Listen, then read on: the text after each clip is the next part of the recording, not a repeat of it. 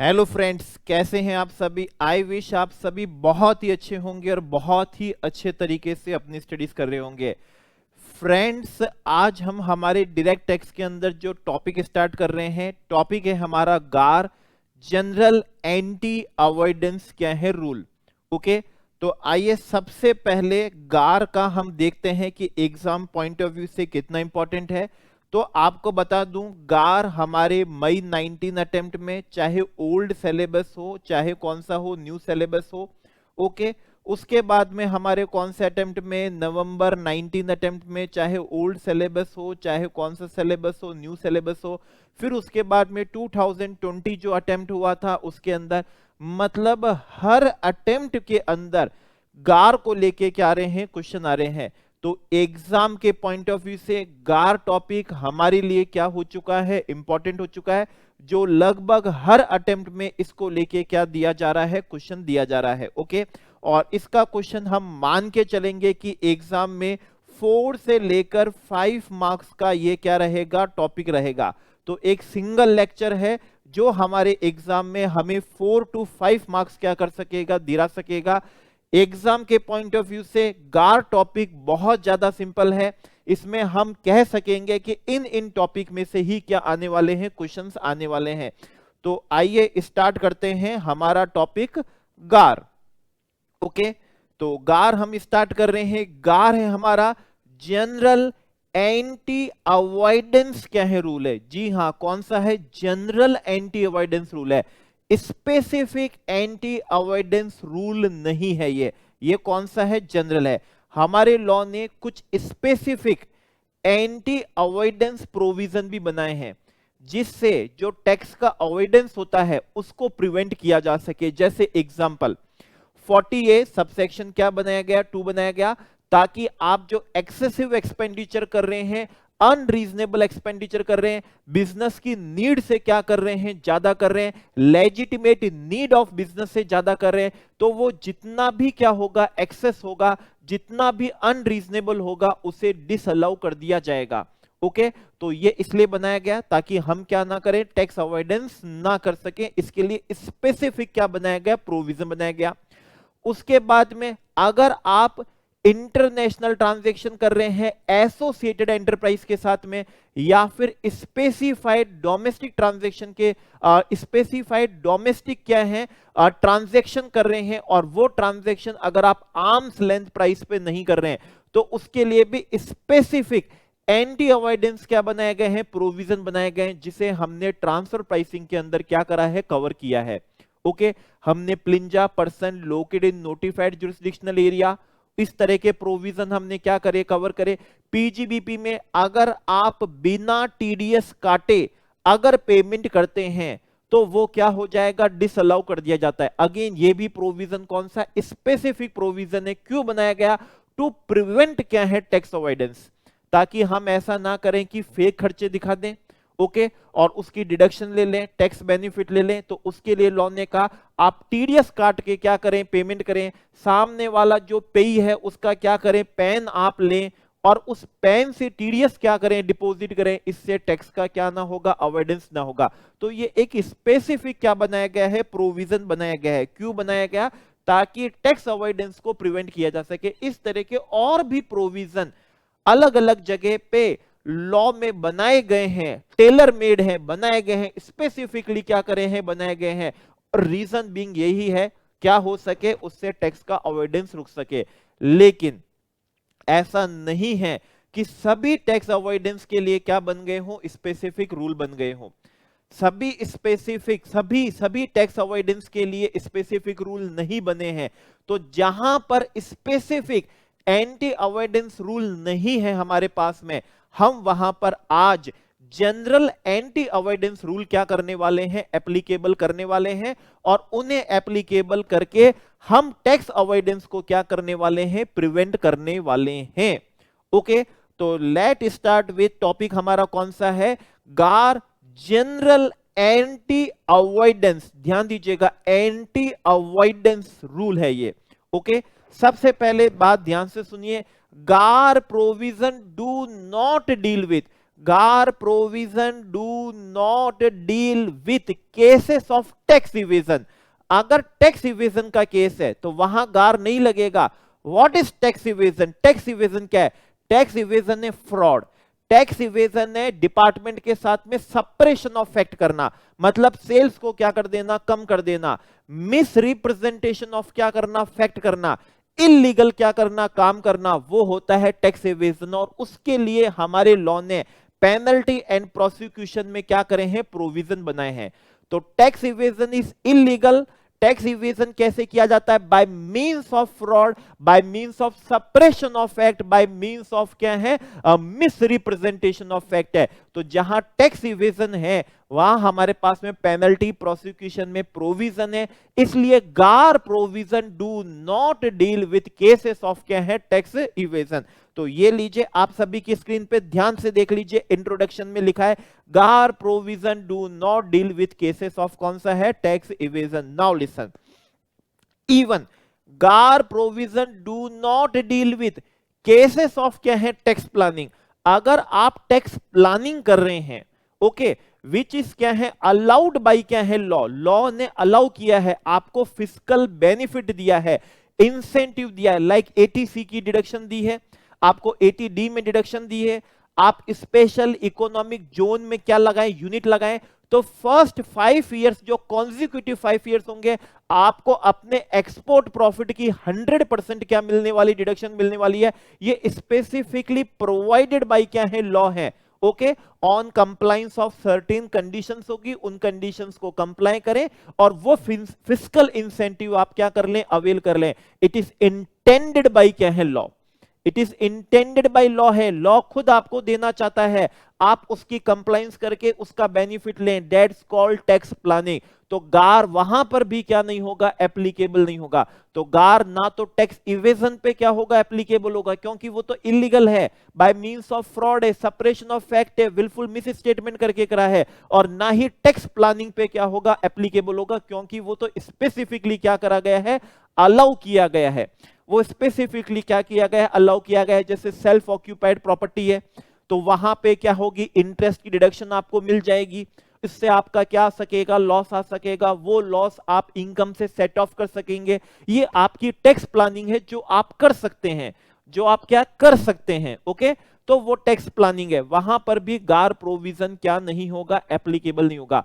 गार provision applicable होगा वहां पर जहां पर टैक्स का अवॉइडेंस हो रहा है, जहां पर टैक्स का क्या हो रहा है, अवॉइडेंस हो रहा है।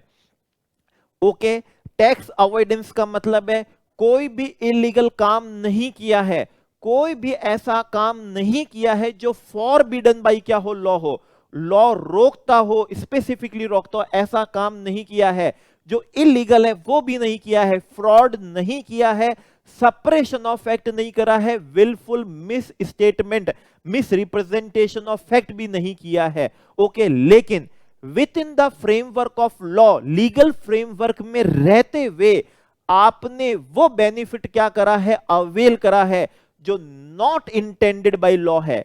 ओके, नॉट इंटेंडेड बाय क्या है, लॉ है। ओके, तो टैक्स अवॉइडेंस का मतलब क्या है, लीगल फ्रेमवर्क में रहते हुए लॉ के प्रोविजन को तोड़ के और उसके प्रोविजन को क्या करके, मरोड़ के, उनको मिसयूज करके, उनको एक्सप्लॉइट करके, उनको एब्यूज करके वो बेनिफिट, टैक्स बेनिफिट अवेल कर लेना जो लॉ का इंटेंडेड नहीं है। वो इंटेंडेड बाय क्या नहीं है, लॉ नहीं है। Tax planning is intended by law, that's why specifically provided in law. Such provision section 10AA में दिया, स्पेसिफिकली प्रोवाइड किया, इंटेंडेड बाय क्या है, लॉ है। Tax avoidance is not intended by law, लेकिन आपने लॉ का बहुत ज्यादा ज्ञान ले लिया, ट्रांजैक्शन को तोड़ के, मरोड़ के, घुमा के, फिरा के, मिला के, हटा के, इस तरीके से अरेंजमेंट करा कि आपको टैक्स बेनिफिट मिल सके जो इंटेंडेड बाय क्या नहीं है, लॉ नहीं है। ऐसे को हम बोलते हैं टैक्स अवॉइडेंस। और जहां टैक्स अवॉइडेंस है और उसके लिए स्पेसिफिक एंटी अवॉइडेंस रूल नहीं बना है, तो वहां पर हम लगाएंगे GAAR, that is general anti avoidance क्या लगाने वाले हैं, रूल लगाने वाले हैं। तो टैक्स इवेजन तो टोटली इलीगल है, वो तो by means of suppression, fraud, misrepresentation करके किया जा रहा है। उस पे गार नहीं लगेगा, उस पे पेनल्टी प्रोसिक्यूशन में ही उसको सल्टाएंगे।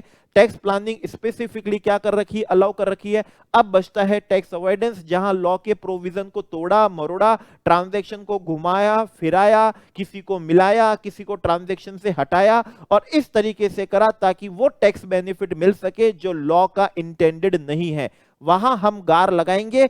प्रोवाइडेड वहां पर कोई स्पेसिफिक एंटी अवॉइडेंस रूल नहीं लग रहा हो तो हम क्या लगाएंगे, गार लगाएंगे।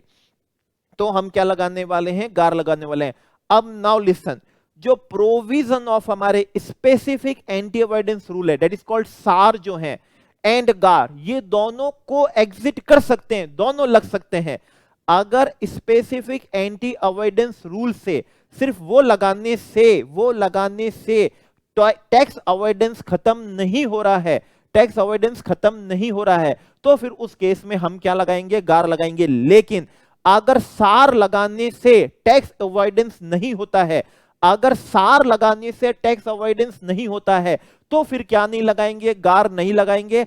अगर सार लगाने के बावजूद भी टैक्स अवॉइडेंस हो रहा है, ओके, मतलब सार पूरी ट्रांजैक्शन को कवर नहीं कर पा रहा है, पूरे टैक्स अवॉइडेंस को कवर नहीं कर पा रहा है, पूरी ट्रांजैक्शन के लिए सार बना हुआ नहीं है, पूरी ट्रांजैक्शन के सिर्फ एक हिस्से के लिए ही सार बना हुआ है, तो आप उस ट्रांजैक्शन पे गार भी लगा सकते हैं। ध्यान से सुन लीजिए, क्योंकि प्रोविजन ऑफ सार एंड गार कैन क्या है, को एग्जिस्ट, दोनों क्या कर सकते हैं, को एग्जिस्ट कर सकते हैं। मैं आपको बता देता हूं, ध्यान से आप देख लीजिए, एग्जाम में आए तो बिल्कुल आपको लिखना होगा ये, क्योंकि प्रोविजन ऑफ सार एंड प्रोविजन ऑफ गार कैन क्या कर सकते हैं, को एग्जिस्ट कर सकते हैं, ओके। लेकिन जहां सार से काम चल रहा है, टैक्स अवॉइडेंस रुक रहा है, वहां क्या नहीं लगाएंगे, गार नहीं लगाएंगे, क्योंकि लॉ खुद यह भी बोलता है GAAR provision do not apply, GAAR provision do not apply with cases where, जहां पे there are specific provision, there are specific provision under the act. तो जहां पर सार लग रहा है जिस ट्रांजैक्शन पे और टैक्स अवॉइडेंस नहीं हो रहा है, फिर वहां क्या नहीं लगाएंगे, हम गार नहीं लगाएंगे, ओके। नाउ लिसन, गार प्रोविजंस जो है ये एप्लीकेबल है फ्रॉम असेसमेंट ईयर 1819, ओके। तो अगर असेसमेंट ईयर 1819 और उसके बाद में अगर टैक्स अवॉइडेंस हो रहा है, टैक्स अवॉइडेंस हो रहा है जिसके लिए सार बना हुआ नहीं है या सार काफी नहीं है उस टैक्स अवॉइडेंस को रोकने के लिए, तो गार प्रोविजन क्या होगा, एप्लीकेबल होगा। It means assessment year prior to assessment year 1819 से पहले के जो असेसमेंट ईयर हैं, उन केसेस में टैक्स अवॉइडेंस अगर है तो गार प्रोविजन एप्लीकेबल नहीं होगा, ओके। कब से एप्लीकेबल होगा, दैट इज असेसमेंट ईयर कौन सा है, 1819 है, दैट इज कौन सा प्रीवियस ईयर 1718 है। कौन सा हो रहा है, प्रीवियस ईयर कौन सा हो रहा है, 17 और कौन सा है, 18 है, ओके। चलिए आगे बढ़ते हैं।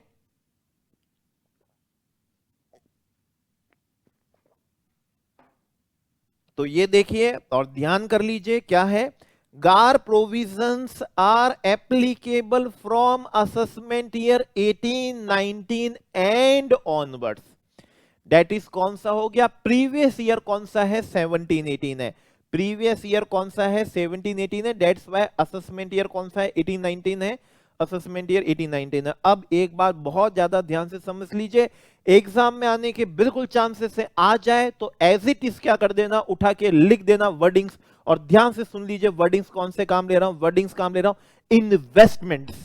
इन्वेस्टमेंट्स जहां से रिटर्न मिलता है, डिविडेंड मिलता है, जहां से क्या मिलता है, इंटरेस्ट मिलता है, जहां से गेन मिलता है, उन्हें हम बोलते हैं क्या, इन्वेस्टमेंट्स बोलते हैं।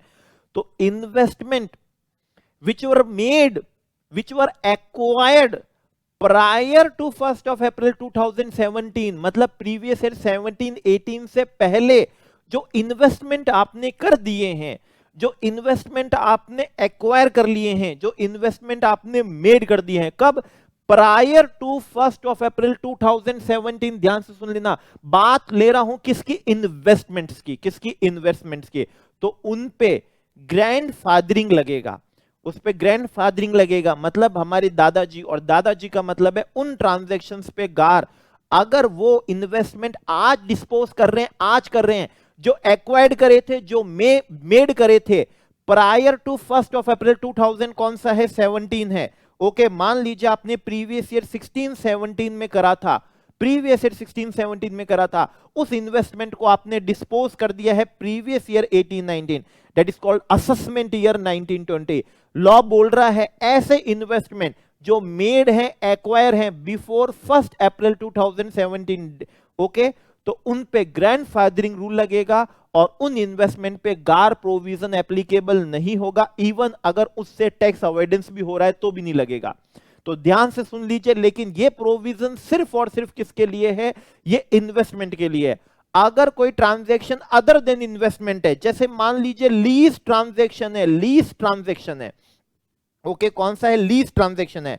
जो लीज ट्रांजैक्शन आपने एंटर्ड कर ली थी बिफोर 1 अप्रैल 2017, 1 अप्रैल 2017 से पहले आपने क्या कर दी थी? एंटर कर दी थी, और उस ट्रांजैक्शन से अगर क्या हो रहा है? एंटी अवॉइडेंस हो रहा है। अगर उस ट्रांजैक्शन से क्या हो रहा है? एंटी अवॉइडेंस हो रहा है, और मान लीजिए उस ट्रांजैक्शन से एंटी अवॉइडेंस हुआ previous year 18-19, that's called assessment year, कौन सा है? 1920। ग्रैंडफादरिंग एप्लीकेबल नहीं होगा और गार प्रोविजन क्या कर सकेंगे? एप्लीकेबल कर सकेंगे, क्योंकि रिलैक्सेशन सिर्फ किसके लिए दिया है? ओनली इन रेस्पेक्ट ऑफ क्या दिया है? इन्वेस्टमेंट्स दिया है। ओनली इन रेस्पेक्ट ऑफ क्या है? इन्वेस्टमेंट्स। तो investments which were made, which were acquired before 1 April 2017, even उसको आप डिस्पोज कर रहे हैं असेसमेंट ईयर 18-19, और उसके क्या है? बाद में टैक्स अवॉइडेंस हुआ है, उसके अंदर टैक्स अवॉइडेंस हुआ है, गार प्रोविजन एप्लीकेबल नहीं होगा, उसे हम बोलेंगे ग्रैंडफादरिंग। ओके, लेकिन अगर ट्रांजैक्शन अदर देन इन्वेस्टमेंट है, ग्रैंडफादरिंग एप्लीकेबल नहीं होगा। ग्रैंडफादरिंग क्या नहीं होगा? एप्लीकेबल नहीं होगा। तो लीज एंटर है बिफोर 1 अप्रैल कौन सा? 2017 से। टैक्स अवॉइडेंस हुआ है हमारा असेसमेंट ईयर कौन सा? 1920 पे। गार प्रोविजन क्या हो जाएगा? एप्लीकेबल हो जाएगा। Now listen, now listen, law ने क्या कहा है? इन्वेस्टमेंट्स, इन्वेस्टमेंट्स, इन्वेस्टमेंट, आप भी ध्यान दीजिए, made, acquired prior to 1 April 2017। Question में देख लीजिएगा एग्जाम के केस में, अगर इन्वेस्टमेंट कहा जाए, बोल दीजिएगा इस पे ग्रैंडफादरिंग लगेगा, that is not covered by क्या होगा? गार प्रोविजन होगा। नाउ लिसन, आपने इन्वेस्टमेंट करे थे, आपने इन्वेस्टमेंट करे थे बिफोर 1 अप्रैल 2017, आपने 2017 से पहले इन्वेस्टमेंट करे थे, और उस इन्वेस्टमेंट पे आपको क्या मिला है? बोनस शेयर्स मिले हैं। वो इन्वेस्टमेंट क्या हो गए? कन्वर्टेबल डिबेंचर्स थे, जो अब शेयर्स में क्या हो चुके हैं? कन्वर्ट हो चुके हैं। उनके बेसिस पे आपको क्या हो चुके हैं? नए शेयर्स क्या हो चुके हैं? मिल चुके हैं। अगर आपके ओरिजिनल इन्वेस्टमेंट, अगर आपके, ध्यान से सुन लीजिए, एग्जाम पॉइंट ऑफ व्यू के बहुत इंपॉर्टेंट है, और जो बता रहा हूं मान के चलिए वही क्वेश्चन से एग्जाम में आएंगे, 4 से 5 नंबर का क्वेश्चन इस चैप्टर से आपको मिलना ही मिलना है, और वही प्रोविजन से मिलना है, और वैसे क्वेश्चन मिलने जैसे बोल रहा हूं, ध्यान दीजिएगा, इंपॉर्टेंट है आपके लिए। इन्वेस्टमेंट करा था आपने 1 अप्रैल 2017 से पहले, उसके बेसिस पे आपको बोनस शेयर्स मिले हैं। मान लीजिए एग्जांपल, बोनस शेयर्स मिले हैं, वो बोनस शेयर्स आपको 1 अप्रैल 2017 और उसके क्या मिले हैं? बाद में मिले हैं, उन पर भी ग्रैंडफादरिंग प्रोविजन क्या होगा? एप्लीकेबल होगा। गार प्रोविजन क्या नहीं किया जाएगा? एप्लीकेबल नहीं किया जाएगा। गार प्रोविजन एप्लीकेबल नहीं किया जाएगा उन बोनस शेयर्स पे, उन बोनस शेयर्स पे, जो बोनस शेयर्स किसके बेसिस पे मिले? उन ओरिजिनल के बेसिस पे जो एक्वायर्ड थे, मेड थे बिफोर अप्रैल 2000, कौन सा है? 17। तो उनके बेसिस पे जो बोनस शेयर्स आपको मिल रहे हैं, कन्वर्टेबल आपको मिल रहे हैं, उनसे जो मिल रहे हैं, उनसे जो क्या हुए हैं? पैदा हुए हैं, उन पर भी गार प्रोविजन एप्लीकेबल नहीं किया जाएगा। वन मोर इंपॉर्टेंट थिंग है, एग्जाम पॉइंट ऑफ व्यू से बहुत इंपॉर्टेंट है, ध्यान से सुनिए वर्ड्स को। गार प्रोविजन अप्लाई वेयर, वेयर वहीं पर ही, वेयर वहां ही अप्लाई होंगे, वेयर एग्रीगेट, एग्रीगेट सब कुछ छोड़ लो, एग्रीगेट टैक्स बेनिफिट। सिर्फ मेरा टैक्स बेनिफिट नहीं, मैंने ट्रांजैक्शन किसके साथ करी? आपके साथ करी। मेरा टैक्स बेनिफिट और किसका टैक्स बेनिफिट? आपका भी टैक्स बेनिफिट, दोनों को कर लेंगे क्या? एग्रीगेट कर लेंगे। और अगर जो एग्रीगेट क्या है? टैक्स बेनिफिट है, इन the relevant assessment year. Relevant assessment year, एक असेसमेंट ईयर में 2 असेसमेंट ईयर का एग्रीगेट नहीं करना है, एक असेसमेंट ईयर का, और उस असेसमेंट ईयर में जो एग्रीगेट टैक्स बेनिफिट आपने, मैंने, हम सब ने मिलके करा है, टैक्स बेनिफिट जो करा है, टैक्स अवॉइडेंस जो करा है, अगर वो 3 करोड़ रुपए से ज्यादा है, जी हां, हम सभी पार्टी, ऑल द पार्टीज ने जो टैक्स बेनिफिट करा है, एग्रीगेट टैक्स बेनिफिट करा है किसी भी relevant assessment year, that is assessment year 18-19, उसके बाद में 3 करोड़ से ज्यादा है, तो ही गार प्रोविजन एप्लीकेबल होगा, एल्स गार प्रोविजन एप्लीकेबल नहीं होगा। एल्स क्या नहीं होगा? गार प्रोविजन एप्लीकेबल नहीं होने वाला है। मैं आपको बता देता हूं, ध्यान से देख लीजिए, GAAR provision apply where aggregate, repeat करो, aggregate to all the parties in the relevant assessment year, एक असेसमेंट ईयर में एक्सीड्स 3 करोड़, तो गार प्रोविजन क्या होगा? एप्लीकेबल होगा, एल्स गार प्रोविजन एप्लीकेबल नहीं होगा। एल्स गार प्रोविजन क्या नहीं होगा? एप्लीकेबल नहीं होगा। अब कुछ एग्जम्पशंस है गार पे, जो असेसमेंट ईयर 18-19 और ऑनवर्ड्स आपका एग्रीगेट टैक्स बेनिफिट 3 करोड़ से ज्यादा भी है, ओके, और तो भी गार प्रोविजन एप्लीकेबल नहीं होगा। और थ्योरेटिकल क्वेश्चन आने के बिल्कुल इस पॉइंट पे क्या बनेंगे? चांसेस बनेंगे, बिल्कुल बनेंगे। तो वो आपसे अगर पूछे एग्जाम में, लिख दीजिएगा, एग्जेम्पशन है foreign institutional investor, that is yes, FII को, जो हाथी इन्वेस्टर्स हैं, फॉरेन इंस्टीट्यूशनल इन्वेस्टर्स हैं, जो सेबी की गाइडलाइन से और सेबी की परमिशन से इंडिया में लिस्टेड अनलिस्टेड सिक्योरिटीज में क्या करते हैं? इन्वेस्ट करते हैं। तो अगर आप FII हैं, जो आपने सेबी की प्रायर परमिशन से इंडिया में लिस्टेड या अनलिस्टेड सिक्योरिटी में इन्वेस्ट किया है और DTA का बेनिफिट अवेल नहीं कर रहे हैं, DTA का बेनिफिट क्या नहीं कर रहे हैं? अवेल कर नहीं कर रहे हैं, मतलब FII who is an assessee under the act has not taken the benefit of a DTAA, has not taken benefit of DTAA, okay, DTAA का आपने फायदा नहीं उठाया है और आपने सेबी की परमिशन से लिस्टेड अनलिस्टेड सिक्योरिटी में इन्वेस्ट किया है, आपको एग्जेम्पशन है। एज इट इज एग्जाम में लिख दीजिएगा कौन है? FII है, who has not taken benefit of a DTAA and has invested in listed और अनलिस्टेड सिक्योरिटीज विथ क्या है? प्रायर क्या है? परमिशन। तो फिर वहां पर गार प्रोविजन क्या नहीं होने वाला है? एप्लीकेबल नहीं होने वाला है। One more exemption. अच्छा, एग्जेम्पशन तो ये भी है कि investment made, investment acquired 1 April 2017 से क्या है? पहले उन पे ग्रैंडफादरिंग लगेगा, मतलब उन पे गार प्रोविजन एप्लीकेबल नहीं होगा। ये भी एक एग्जेम्पशन है। क्वेश्चन आए थ्योरेटिकल तो ये भी लिख देना है, नंबर आपको मिलने वाले हैं। FII का लिखेंगे, इंपॉर्टेंट पॉइंट लिखेंगे, who has not taken benefit of a DTAA and has invested in listed और unlisted security with prior permission, GAAR provision क्या नहीं होंगे? एप्लीकेबल नहीं होंगे। वन मोर एग्जेम्पशन है, जो नॉन रेसिडेंट इन्वेस्टर है, उसने FII में इन्वेस्ट किया और FII ने किस में इन्वेस्ट किया? हमारे इंडिया में इन्वेस्ट किया। तो वो जो नॉन रेसिडेंट है, जिसने इन्वेस्टमेंट किया है ऑफशोर डेरिवेटिव इंस्ट्रूमेंट में, वो जो नॉन रेसिडेंट है जिसने FII में क्या करा है? इन्वेस्ट करा है, और वो फॉरेन इंस्टीट्यूशनल इन्वेस्टर्स है जो इंडिया में सेबी की परमिशन से लिस्टेड अनलिस्टेड सिक्योरिटी में क्या कर रहे हैं? इन्वेस्ट कर रहे हैं। तो वो जो नॉन रेसिडेंट है उन पर भी गार प्रोविजन एप्लीकेबल नहीं होगा। तो इसके लिए लॉ ने बिल्कुल कहा है नॉन रेसिडेंट पे एग्जेम्पशन है। इन रिलेशन टू इन्वेस्टमेंट, सिर्फ उसी के रेस्पेक्ट में गार की एग्जेम्पशन है, investments made by way of offshore derivative instruments, उसको हम बोलते हैं क्या? P note. आप सभी जानते होंगे पी नोट बोलते हैं, डायरेक्टली इनडायरेक्टली इन FII। तो वो जो नॉन रेसिडेंट है FII में कर रहे हैं, तो FII खुद एग्जेम्पशन में है, और FII में जिसमें इन्वेस्ट किया है नॉन रेसिडेंट ने ऑफशोर डेरिवेटिव इंस्ट्रूमेंट, वो भी क्या है? हमारे एग्जेम्पशन में कवर हैं। टैक्स अवॉइडेंस का मतलब आप बताया था, टैक्स अवॉइडेंस पे गार लगेगा, इवेजन पे नहीं लगेगा, प्लानिंग पे नहीं लगेगा। इवेजन इलीगल है, प्रोहिबिटेड बाय क्या है? लॉ है। सप्रेशन करा है, मिस रिप्रेजेंटेशन ऑफ करा है, विलफुल करा है आपने, ओके, उस पे पेनल्टी प्रोसिक्यूशन है। प्लानिंग बिल्कुल क्या कर रखी है, आपको क्या कर रखी है, अलाउ कर रखी है। ये एक फिस्कल इंसेंटिव है, उन कंडीशंस को कंप्लाई करें जो आपको लॉ ने प्रोवाइड किए हैं और आप उसका क्या ले सकें, टैक्स बेनिफिट आप क्या कर सकेंगे, ले सकेंगे।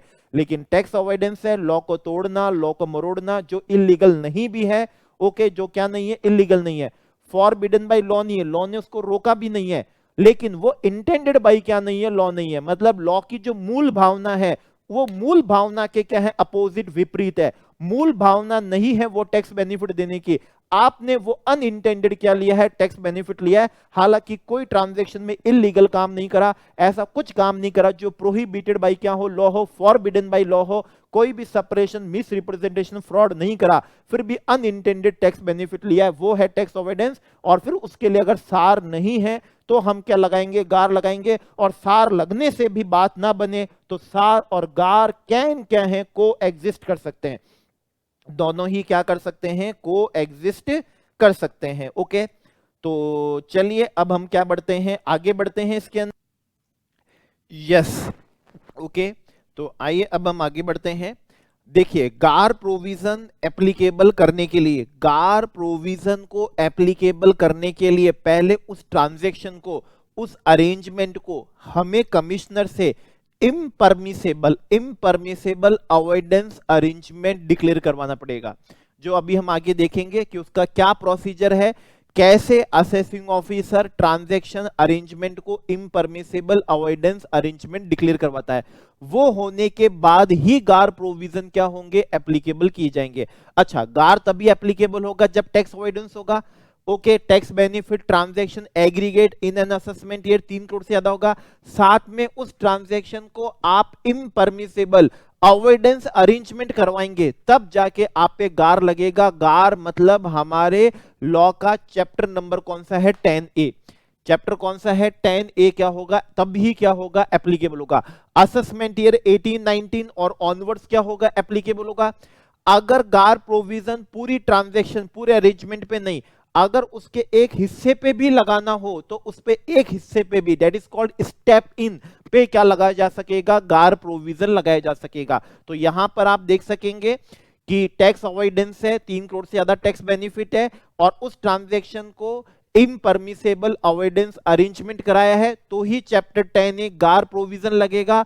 असेसमेंट ईयर 18-19 एंड ऑनवर्ड्स लगेगा और पूरे अरेंजमेंट के एक हिस्से पे भी क्या लग सकेगा, गार प्रोविजन एप्लीकेबल किया जा सकेगा। आइए कुछ एग्जांपल इलस्ट्रेशन आपको बताते हैं। जैसे कि मान लीजिए आपने एक कंपनी इनकॉर्पोरेट करी है और वो कंपनी ने अपनी यूनिट स्पेशल इकोनॉमिक जोन में क्या करी है, सेटअप करी है। आपने एक कंपनी इनकॉर्पोरेट करी है इंडिया में, उस कंपनी ने अपनी यूनिट स्पेशल इकोनॉमिक जोन में क्या करी है, सेटअप करी है और वहां पर मैन्युफैक्चरिंग कर रहे हैं केमिकल्स की। और फर्स्ट 5 इयर्स वो अपने एक्सपोर्ट प्रॉफिट की 100% डिडक्शन क्या कर रहे हैं, क्लेम कर रहे हैं। तो टैक्स को नुकसान हो रहा है, क्या गार प्रोविजन एप्लीकेबल होगा?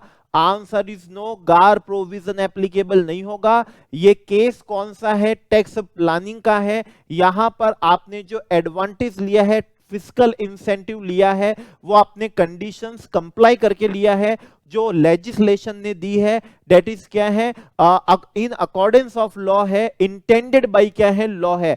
तो यहां पर गार प्रोविजन क्या नहीं किया जा सकता, एप्लीकेबल नहीं किया सकता। वन मोर इलस्ट्रेशन है, वही कंपनी जिन्होंने सहज में अपनी यूनिट एस्टेब्लिश करी थी, केमिकल्स की मैन्युफैक्चरिंग कर रहे थे, उनकी एक और यूनिट है जो सहज में नहीं है, non special economic zone area के अंदर है। अब ये क्या करती है कंपनी, ये अपने प्रोडक्शन को डाइवर्ट करती है, ये अपने प्रोडक्शन को क्या करती है, डाइवर्ट करती है। और कैसे डाइवर्ट करती है, ये शो करती है कि मैन्युफैक्चरिंग कहां पर हुई है, मैन्युफैक्चरिंग हुई है स्पेशल इकोनॉमिक जोन वाली यूनिट ने क्या करी है, मैन्युफैक्चरिंग करी है। ओके, वहां पर क्या करी है, मैन्युफैक्चरिंग करी है और वहां का टैक्स क्या होता है, 10AA में क्या मिल जाती है, डिडक्शन मिल जाती है। तो वो क्या कर देते हैं, प्रोडक्शन क्या कर देते हैं, डाइवर्ट कर देते हैं और सहज यूनिट में छोटा मोटा काम कर लेते हैं, जैसे पैकिंग वैकिंग का काम कर लिया। जबकि मैन्युफैक्चरिंग असल में किसने करी थी, उस यूनिट ने करी थी जो स्पेशल इकोनॉमिक जोन एरिया में सेटअप नहीं है। मैन्युफैक्चरिंग उसने करी, वहां से प्रोडक्शन डाइवर्ट करा आपने सहज यूनिट में, वहां आपने सिर्फ मान लीजिए पैकिंग ही क्या काम करा है और सारा प्रॉफिट वहां पर क्या करा है, बुक करा है। क्या गार प्रोविजन एप्लीकेबल होगा? अगेन आंसर इज नो, क्योंकि यहां पर आपने मिस रिप्रेजेंटेशन ऑफ फैक्ट किया है। असल में मैन्युफैक्चरिंग कर रहा है non special economic zone unit, और आप बता रहे हैं किसको कि मैन्युफैक्चरिंग करी है स्पेशल इकोनॉमिक यूनिट ने, जबकि वास्तव में स्पेशल इकोनॉमिक यूनिट ने तो सिर्फ पैकिंग का ही काम किया था, बाकी काम नहीं किया था। आपने यहां पर फैक्ट को क्या करा है, मिस रिप्रेजेंट करा है। ये केस तो किस चीज का बनता है, ये टैक्स इवेजन का केस है, ये इलीगल काम है, बाय मींस ऑफ फ्रॉड है।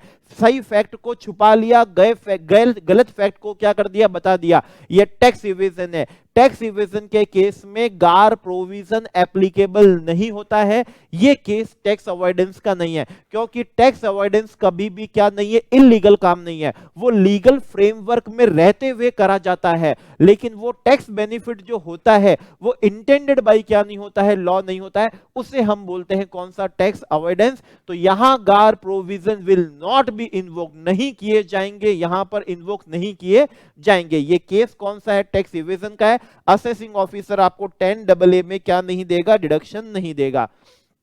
चलिए इसी क्वेश्चन को थोड़ा इलस्ट्रेशन को और क्या करते बढ़ाते हैं। वही हमारी जो इंडियन कंपनी है, वही हमारी जो क्या है, इंडियन कंपनी है।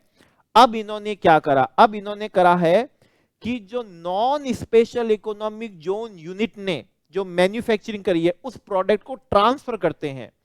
उसको क्या करते हैं, ट्रांसफर करते हैं। किसको ट्रांसफर करते हैं, स्पेशल इकोनॉमिक जोन यूनिट को करते हैं, और लोअर प्राइस पे करते हैं, मतलब less than fair market value पे करते हैं, ताकि non special economic zone unit का तो प्रॉफिट क्या आए, कम, और स्पेशल इकोनॉमिक जोन यूनिट का प्रॉफिट क्या आ जाए, ज्यादा आ जाए, ज्यादा आ जाए। तो ये अपना प्रोडक्शन डाइवर्ट नहीं कर रहे हैं, उस प्रोडक्शन को ट्रांसफर कर देते हैं। किसको, स्पेशल इकोनॉमिक जोन यूनिट को, at a price which is lower than क्या है, फेयर मार्केट वैल्यू है, फेयर मार्केट वैल्यू है। और फिर स्पेशल इकोनॉमिक जोन वहां पर छोटा सा इनसिग्निफिकेंट क्या कर लेती है, एक्टिविटी कर लेती है, और फिर सारा higher profit special economic zone unit क्या करती है, शो करती है, और वहां पर 10AA की डिडक्शन क्या करती है, क्लेम करती है। क्या यहां पर गार प्रोविजन एप्लीकेबल होगा?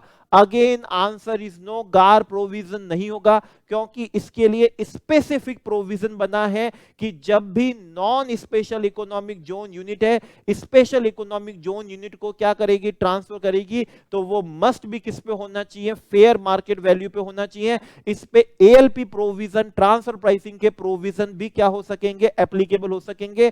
एटीआईए सबसेक्शन 8 सबसेक्शन 10 में ऑलरेडी इसके लिए प्रोविजन बना है कि ये ट्रांसफर सिर्फ और सिर्फ फेयर मार्केट वैल्यू पे होना चाहिए, एएलपी होना चाहिए। जहां लॉ में स्पेसिफिक इस बात के लिए प्रोविजन बना हुआ है तो वहां पर सार एप्लीकेबल होगा, वहां पर गार प्रोविजन एप्लीकेबल नहीं होगा। Assessing officer transfer pricing provision यहां पर क्या कर देगा, एप्लीकेबल कर देगा, यहां पर एप्लीकेबल करेगा। ओके, चलिए वन मोर इलस्ट्रेशन हम यहां पर क्या करते हैं, लेते हैं। वन मोर इलस्ट्रेशन है, वही कंपनी है, वही कंपनी है। अब उस कंपनी ने क्या करा, अब सारे जो ऑर्डर आ रहे हैं, नए ऑर्डर जो आ रहे हैं और पुराने ऑर्डर जो भी आते थे, अब सारे के सारे ऑर्डर कहां पर लिए जाते हैं, स्पेशल इकोनॉमिक जोन यूनिट के दिखाए जाते हैं। और जो यूनिट स्पेशल इकोनॉमिक जोन में नहीं है वहां पर ऑर्डर क्या दिखाए जाते हैं, कम दिखाए जाते हैं। मतलब जो ऑर्डर पहले non special economic zone unit के थे, अब वो ऑर्डर भी किसके दिखा दिए जाते हैं, स्पेशल इकोनॉमिक जोन यूनिट के, ताकि उनका क्या हो सके, प्रॉफिट बढ़ सके, डिडक्शन ज्यादा मिल सके, और नॉन स्पेशल इकोनॉमिक जोन की जो यूनिट है उसका प्रॉफिट क्या हो सके, कम हो सके, उसका प्रॉफिट क्या हो सके, कम हो सके। कंपनी लोअर प्रॉफिट क्लेम कर रही है नॉन स्पेशल इकोनॉमिक किसका, यूनिट का। क्या यहां पर गार प्रोविजन क्या कर सकेंगे, एप्लीकेबल कर सकेंगे? अगेन आंसर इज नो, क्योंकि इसके लिए स्पेसिफिक प्रोविजन बना है। सेक्शन 10AA में स्पेसिफिक दिया है कि अगर आपने रिकंस्ट्रक्शन कर लिया है अपने एग्जिस्टिंग बिजनेस का, किसका, एग्जिस्टिंग बिजनेस का, तो 10AA की डिडक्शन नहीं मिलेगी। तो यहां पर इस टैक्स को ये टैक्स बेनिफिट को रोकने के लिए 10AA ने स्पेसिफिक क्या दिया हुआ है, प्रोविजन दिया है कि इन केस अगर आप शिफ्टिंग ऑफ बिजनेस करते हैं, रिकंस्ट्रक्शन ऑफ क्या कर देते हैं, या आपने बिजनेस का क्या कर लिया, रिकंस्ट्रक्शन कर लिया है, ओके, सारे के सारे पुराने नए ऑर्डर किसके हो रहे हैं, स्पेशल इकोनॉमिक जोन के हो रहे हैं। तो 10AA ने स्पेसिफिकली प्रोविजन बना के कहा इन केस शिफ्टिंग ऑफ क्या है, एग्जिस्टिंग बिजनेस, या रिकंस्ट्रक्शन ऑफ क्या है, existing business from one unit to क्या है, अनदर, तो उस केस में सेक्शन 10AA की डिडक्शन नहीं मिलेगी, यहां गार प्रोविजन नहीं लगेगा, क्योंकि इसके लिए स्पेसिफिक प्रोविजन कौन सा बना हुआ है, सार प्रोविजन क्या है, एप्लीकेबल है। वन मोर इलस्ट्रेशन, एक लॉस मेकिंग क्या है, कंपनी है जो अमलगमेट हो जाती है प्रॉफिट मेकिंग कंपनी के साथ, सो दैट अमलगमेटिंग कंपनी के जो लॉस हैं अब वो अमलगमेटेड कंपनी के प्रॉफिट के साथ क्या हो सके, सेट ऑफ हो सके, और अब लोअर नेट प्रॉफिट क्या हो सके, दिखाया जा सके, जिससे लोअर टैक्स लायबिलिटी आ सके। क्या यहां पर गार प्रोविजन लगेगा? अगेन आंसर इज नो, क्योंकि हमारे पास में जो set of and carry forward and set of के प्रोविजन है, वहां अमलगमेशन के केस में स्पेसिफिक क्या बने हुए हैं, प्रोविजन बने हुए हैं। टैक्स के अवॉइडेंस को रोकने के लिए स्पेसिफिक क्या बने हुए हैं, प्रोविजन बने हुए हैं।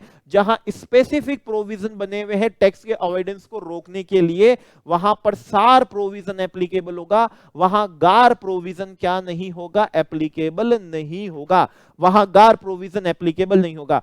तो गार प्रोविजन अप्लाई करते समय प्रेजेंस ऑफ माइंड रखना है, क्या लॉ में इसके लिए सार बना हुआ है, स्पेसिफिक प्रोविजन है, क्या नहीं है, तो क्या tax benefit aggregate all party in an assessment ये 3 करोड़ से ज्यादा है, क्या ये केस टैक्स अवॉइडेंस का है, तो ही गार प्रोविजन क्या लगाया जाएगा, एप्लीकेबल किया जाएगा। वन मोर इलस्ट्रेशन है, मान लीजिए कोई प्रॉफिट मेकिंग कंपनी है, अब वो मर्ज हो जाती है किसमें, लॉस मेकिंग कंपनी में। लॉस मेकिंग मतलब प्रॉफिट मेकिंग कंपनी अमलगमेट हो गई है किसमें, लॉस मेकिंग कंपनी में, लॉस मेकिंग कंपनी में, सो दैट अमलगमेटेड कंपनी के जो लॉस हैं अब वो अमलगमेटिंग कंपनी के प्रॉफिट से सेट ऑफ हो सकेंगे, लोअर नेट प्रॉफिट हो सकेगा, लोअर टैक्स लायबिलिटी हो सकेगी। क्या इस केस में गार प्रोविजन लगेगा, क्योंकि इसके लिए सार नहीं है, इसके लिए सार नहीं है। सार सिर्फ कब है, जब एक लॉस मेकिंग अमलगमेटिंग कंपनी है और वो अमलगमेट हो जाती है, उसके लिए सार बना हुआ है। लेकिन अगर कोई प्रॉफिट मेकिंग कंपनी है, अगर वो लॉस मेकिंग में अमलगमेट होती है, तो उसके लिए set of and carry forward and set of में कोई स्पेसिफिक सार प्रोविजन नहीं है। क्या यहां पर गार लग जाएगा? ध्यान से सुन लीजिए, यहां पर भी गार नहीं लगेगा, क्योंकि जब भी प्रॉफिट मेकिंग कंपनी का अमलगमेशन लॉस मेकिंग कंपनी में होता है, तो वो हाई कोर्ट के क्या होता है, ऑर्डर से होता है। और अगर हाई कोर्ट के ऑर्डर से हो रहा है, सुप्रीम कोर्ट के ऑर्डर से हो रहा है, उस केस में गार प्रोविजन एप्लीकेबल नहीं किया जाता है। अगर जहां पर जिस ट्रांजैक्शन को हाई कोर्ट की क्या मिल गई है, कंसेंट मिल गई है, तो उस केस में गार प्रोविजन एप्लीकेबल नहीं किया जा सकेगा, क्योंकि हाई कोर्ट ने उस ट्रांजैक्शन पे अपनी क्या दे दी है, सहमति दे दी है। तो ध्यान रखिएगा दो, हालांकि there is no specific anti avoidance safeguard कुछ भी नहीं है, लेकिन हाउएवर सिंस सच मर्जर, इस तरह के मर्जर है, would be under the order of क्या होंगे, हाई कोर्ट होंगे। दैट्स व्हाई गार प्रोविजन कैन नॉट बी क्या होगा, इन्वॉक्ड होगा। उस केस में गार प्रोविजन एप्लीकेबल नहीं किया जाएगा। वन मोर इलस्ट्रेशन है, ध्यान से सुन लीजिए। अगर हमारे लॉ ने आपको चॉइस दी है, और उसमें से आपने एक ऑप्शन ऑप्ट करके ज्यादा टैक्स बेनिफिट लिया है, तो इसे टैक्स अवॉइडेंस नहीं बोलेंगे, जैसे अगर आप असेट क्या लेते हैं, लीज पे लेते हैं, तो जो लीज रेंटल देंगे उसकी आपको डिडक्शन मिलेगी, और अगर वही असेट आप एक्वायर कर लेते हैं तो आपको डेप्रिसिएशन की तरह उसकी क्या मिलेगी, अलाउंस मिलेगी। अब मान लीजिए लीज रेंटल की डिडक्शन हायर है डेप्रिसिएशन से, और आपने लीज क्या करा है, ऑप्ट करा है, ये टैक्स अवॉइडेंस नहीं है। ये ऑप्शन दिया है किसने? लॉ ने। आपने एक ऑप्शन क्या करा है? ऑप्ट करा है जिससे आपको ज्यादा टैक्स बेनिफिट मिल रहा है। यहां पर गार प्रोविजन नहीं लगेगा। ये एक टैक्स प्लानिंग है, ये टैक्स अवॉइडेंस नहीं है। GAAR provision would not apply होगा इन दिस केस, इस केस में नहीं होगा। एज दैट, क्योंकि टैक्स पेयर ने सिलेक्शन करा है, सिर्फ क्या करा है? सिलेक्शन करा है। जो ऑप्शंस उसको लीगली क्या है? अवेलेबल कराए गए हैं, जो उसको लीगली क्या करे गए हैं? अलाउ कराए गए हैं, उसमें से उसने ऑप्शन ऑप्ट करा है। ये इंटेंडेड बाई क्या है? लॉ है। ये अनइंटेंडेड, इनइंटेंडेड बाई लॉ नहीं है, इसलिए गार नहीं लगेगा, गार यहां पर नहीं लगेगा। तो ये वन मोर जो इलस्ट्रेशन था, बहुत ही क्या था? इंपॉर्टेंट था। इस इलस्ट्रेशन में से कुछ भी हमें एग्जाम में देखने को मिल सकते हैं। यस अब कब एक ट्रांजैक्शन इम्परमिसेबल अवॉइडेंस अरेंजमेंट बन जाती है, आइए देखते हैं। तो लॉ हमें बोलता है कि इम्परमिसेबल अवॉइडेंस अरेंजमेंट क्या है? Means an arrangement, means an arrangement the main purpose, ध्यान रखिएगा, the main purpose of which is to obtain a क्या है? Tax benefit. तो आपको मालूम है गार प्रोविजन कब लगेगा? जब ट्रांजैक्शन इम्परमिसेबल अवॉइडेंस क्या होगी? अरेंजमेंट डिक्लेयर होगी। और इम्परमिसेबल अवॉइडेंस अरेंजमेंट का मतलब क्या? द मेन पर्पस, उस अरेंजमेंट का, उस ट्रांजैक्शन का जो मेन पर्पस है, वो मेन पर्पस क्या था? उस मेन पर्पस था टू ऑब्टेन क्या है? Tax benefit. उस ट्रांजैक्शन का सिर्फ मेन पर्पस यही था कि क्या हो जाए? टैक्स बेनिफिट क्या हो जाए? हमें मिल जाए। ओके एंड, और वो कैसे किया गया है? कैसे किया गया? वो transaction arrangement arms length price पे नहीं की गई है। वो ट्रांजैक्शन आर्म्स लेंथ प्राइस पर नहीं की गई है। ध्यान से सुनिएगा, अगर वो ट्रांजैक्शन इंटरनेशनल है तब तो specific anti avoidance provision transfer pricing लग जाएगा। अगर वो ट्रांजैक्शन स्पेसिफाइड डोमेस्टिक ट्रांजैक्शन है तो भी ट्रांसफर प्राइसिंग के प्रोविजन लग जाएंगे। कहने का मतलब यह है कि अगर ट्रांजैक्शन इंटरनेशनल नहीं है और स्पेसिफाइड डोमेस्टिक ट्रांजैक्शन नहीं है, एसोसिएटेड एंटरप्राइजेस के साथ में नहीं है, फिर भी वो ट्रांजैक्शन आर्म्स लेंथ प्राइस पे नहीं की गई है और उस ट्रांजैक्शन का मेन पर्पस ही क्या था? टू ऑब्टेन क्या था? टैक्स बेनिफिट था। मतलब मेन पर्पस तो क्या होना चाहिए? टैक्स बेनिफिट होना चाहिए, और साथ में होना चाहिए कौन सा? टेंटेड एलिमेंट इन्वॉल्व होना चाहिए। कौन सा एलिमेंट हो? टेंटेल क्या हो? एलिमेंट हो, मतलब दुर्भावना के साथ में। आपने बोनाफाइड नहीं है, क्या नहीं है? बोनाफाइड नहीं है। ओके उसमें कॉमर्शियल सब्सटेंस नहीं है, उस ट्रांजैक्शन में कोई बिजनेस सब्सटेंस नहीं है, कोई बिजनेस एलिमेंट नहीं है, बस मेन पर्पस क्या था? टैक्स बेनिफिट था। और उस दुर्भावना के साथ में, दुर्भावना मतलब वो टेंटेड क्या था? एलिमेंट था आपका उस ट्रांजैक्शन के लिए। कोई कॉमर्शियल पर्पस नहीं था, कोई बिजनेस इफेक्ट नहीं था, कोई कैश इनफ्लो नहीं था उसके अंदर। ओके और कोई बिजनेस क्या नहीं था? एलिमेंट इफेक्ट नहीं, सब्सटेंस भी नहीं था। बस मेन पर्पस था क्या करना? Tax benefit. और उसके लिए आपने वो टेंटेड एलिमेंट दुर्भावना के साथ ट्रांजैक्शन करी, और वो ट्रांजैक्शन आपने आर्म्स लेंथ प्राइस पे नहीं करी।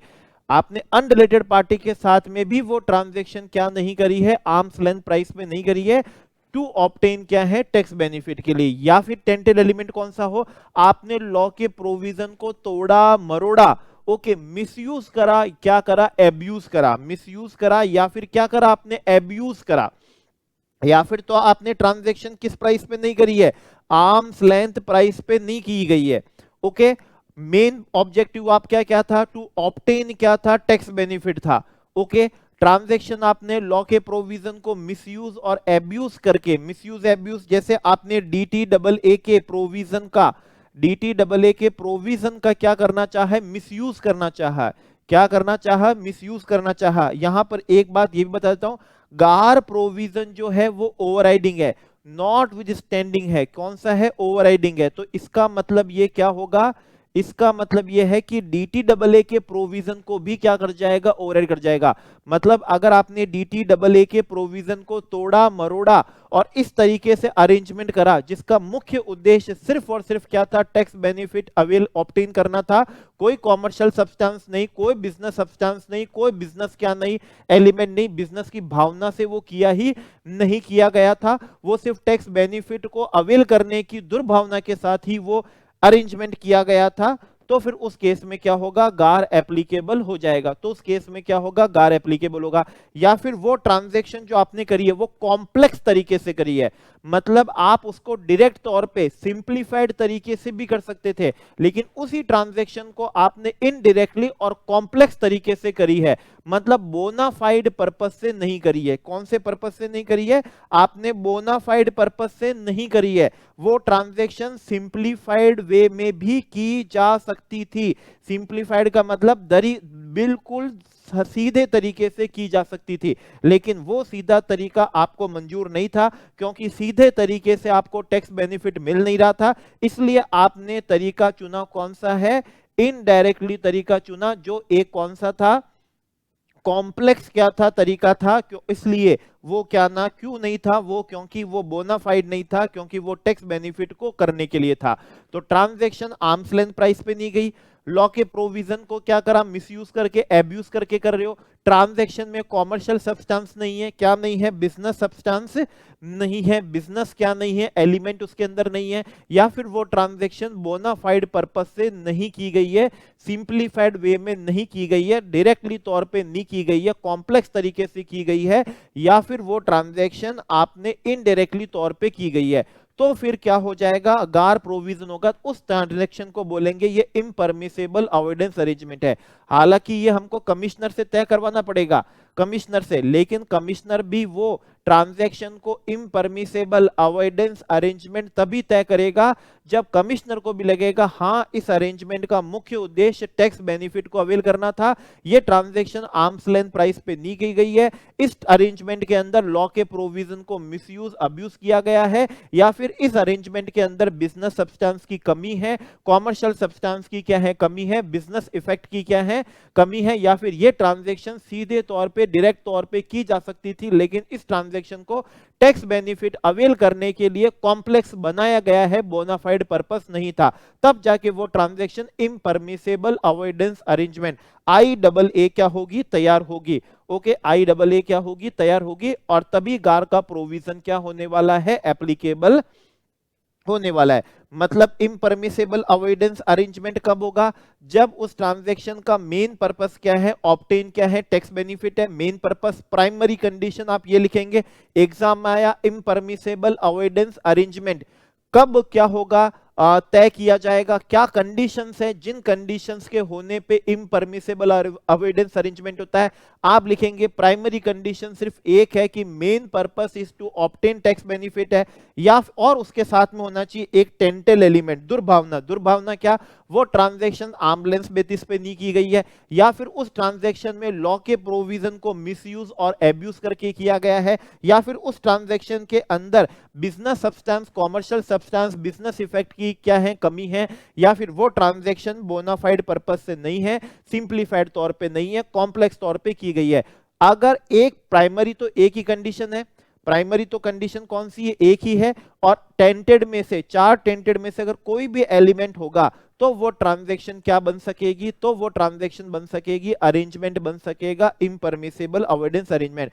वो अरेंजमेंट इम्परमिसेबल अवॉइडेंस कब बन सकेगा, जब एक प्राइमरी कंडीशन हो और एनी वन ऑफ क्या हो, टेंटेड एलिमेंट होना चाहिए, एनी वन क्या होना चाहिए, टेंटेड एलिमेंट होना चाहिए, तब उस ट्रांजैक्शन को हम क्या करेंगे, इम्परमिसेबल अवॉइडेंस अरेंजमेंट करेंगे। अब जैसे वो ट्रांजैक्शन आपने अनरिलेटेड पार्टी के साथ भी करी है, लेकिन फिर भी वो आपने आर्म्स लेंथ प्राइस पे नहीं करी है, कैसे, जैसे कि एग्जांपल लेते हैं, जर्मनी की एक कंपनी है जिसका नाम है यामाहा इनकॉर्पोरेटेड। ओके, उन्होंने एक इंडियन कंपनी है जेड एनर्जी लिमिटेड, उसके साथ में उन्होंने जो ज्वाइंट वेंचर करा है और इंडिया में पावर प्लांट क्या करना चाह रहे हैं, सेटअप करना चाह रहे हैं। जर्मनी कंपनी इंडियन कंपनी के साथ में इंडिया में पावर प्लांट क्या कर रही है, पावर प्लांट सेटअप कर रही है। अब ये जो उन्होंने क्या करा है, सेटअप करने का जो कॉन्ट्रैक्ट हुआ है दोनों के बीच में, उसके अंदर हम इंडियन कंपनी जर्मनी की कंपनी को 100 मिलियन यूएस डॉलर क्या करने वाले हैं, पे करने वाले हैं। 100 मिलियन यूएस डॉलर क्या करेंगे, पे करेंगे।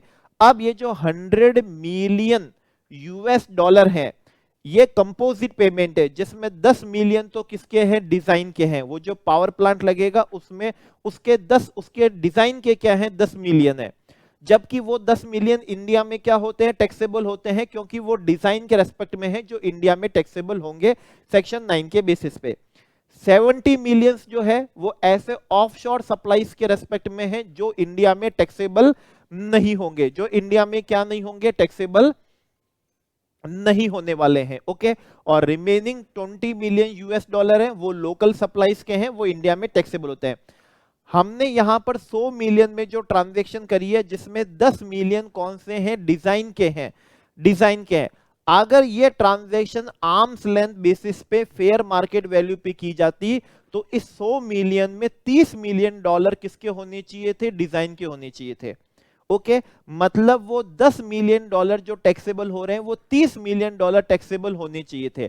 और जो 70 मिलियन डॉलर हैं जो इंडिया में टैक्सेबल नहीं हो रहे हैं, वो क्या होने चाहिए थे, कम होने चाहिए थे। वो क्या होने चाहिए थे, कम होने चाहिए थे। तो हमने ट्रांजैक्शन 100 मिलियन डॉलर पे ही करी है, 100 मिलियन डॉलर पे करी है, कंपोजिट करी है, लेकिन उस कंपोजिट के अंदर जो एलिमेंट इंडिया में टैक्सेबल है उसको तो हमने कम शो कर रहा है, और जो इंडिया में टैक्सेबल नहीं है उसको हमने क्या कर दिया, ज्यादा शो कर दिया है। अब यहां पर ट्रांसफर प्राइसिंग नहीं लगा सकते क्योंकि ये ट्रांजैक्शन इंटरनेशनल है ही नहीं, स्पेसिफाइड डोमेस्टिक ट्रांजैक्शन ही नहीं है, ट्रांसफर प्राइसिंग के प्रोविजन लगेगा ही नहीं, स्पेसिफिक एंटी अवॉइडेंस रूल लगेगा ही नहीं, ये कोई टैक्स प्लानिंग भी नहीं है। ओके, ये टैक्स प्लानिंग भी नहीं है, ये टैक्स इवेजन भी नहीं है, यहाँ कोई फ्रॉड नहीं करा है, मिस रिप्रेजेंटेशन ऑफ फैक्ट नहीं करा है, इलीगल काम नहीं करा है, लीगल फ्रेमवर्क में ही करा है, लेकिन दुर्भावना के साथ करा है कि टैक्स क्या होना चाहिए, अवॉइडेंस होना चाहिए। यहां पर गार का प्रोविजन क्या कर दिया जाएगा, एप्लीकेबल कर दिया जाएगा, और जो यूएस डॉलर 10 इंडिया में टैक्सेबल हो रहे थे अब उसको 30 क्या करेंगे, 30 मिलियन यूएस डॉलर इंडिया में क्या करेंगे, टैक्सेबल करेंगे। ओके, तो ये है ट्रांजैक्शन जो आपने आर्म्स लेंथ प्राइस पे नहीं करी। मेन उद्देश्य कौन सा था, प्राइमरी आपका कंडीशन ऑब्टेन टैक्स बेनिफिट है, और टेंटेड एलिमेंट कौन सा हो गया, वो ट्रांजैक्शन आपने आर्म्स लेंथ प्राइस पे नहीं करी है, वो ट्रांजैक्शन आपने आर्म्स लेंथ प्राइस पे नहीं करी है। आपने उस यूएस 100 मिलियन डॉलर में इंडिया में जो टैक्सेबल हो रहे हैं उसे तो बताया है 10 मिलियन यूएस डॉलर, जबकि वो होने कितने चाहिए थे, वो होने चाहिए थे कितने, 30 मिलियन यूएस डॉलर होने चाहिए थे। यहां पर गार प्रोविजन हम क्या कर देंगे, एप्लीकेबल कर देंगे। तो ये एक हमने क्या देखा, एग्जांपल देखा। वन मोर एग्जांपल हम देखते हैं कि किस तरीके से आप लॉ के प्रोविजन का, डीटीएए के प्रोविजन का मिसयूज करते हो और टेंटेड दुर्भावना के साथ में करते हो टू ऑब्टेन कौन सा, टैक्स बेनिफिट। अब वो दुर्भावना आपने कैसे करी, सुनिए। इंडिया कीनिया का डीटीएए है, एग्जाम्पल समझिए, इलस्ट्रेशन, और जैसे इलस्ट्रेशन देख रहे हो वैसे ही इलस्ट्रेशन, वैसे ही क्वेश्चन आपका एग्जाम में सामना हो जाएगा। जैसा पहला वाला था, आप देखना चाहें इंटरप्रिटेशन देखिए, allocation of price to different part of contract. Different part का मतलब कुछ पार्ट इंडिया में टैक्सेबल था, कुछ पार्ट इंडिया में टैक्सेबल नहीं था। Has been decided in such manner, इस तरीके से हुआ है, to reduce tax liability of foreign company in India. तो इंडिया में 10 मिलियन यूएस डॉलर पे ही टैक्स देना पड़े, ज्यादा पे नहीं देना पड़े। Both condition for declaring arrangement as impermissible are satisfy. Main objective tax benefit का हो गया, और ट्रांजैक्शन आर्म लेंथ प्राइस पे नहीं करी है।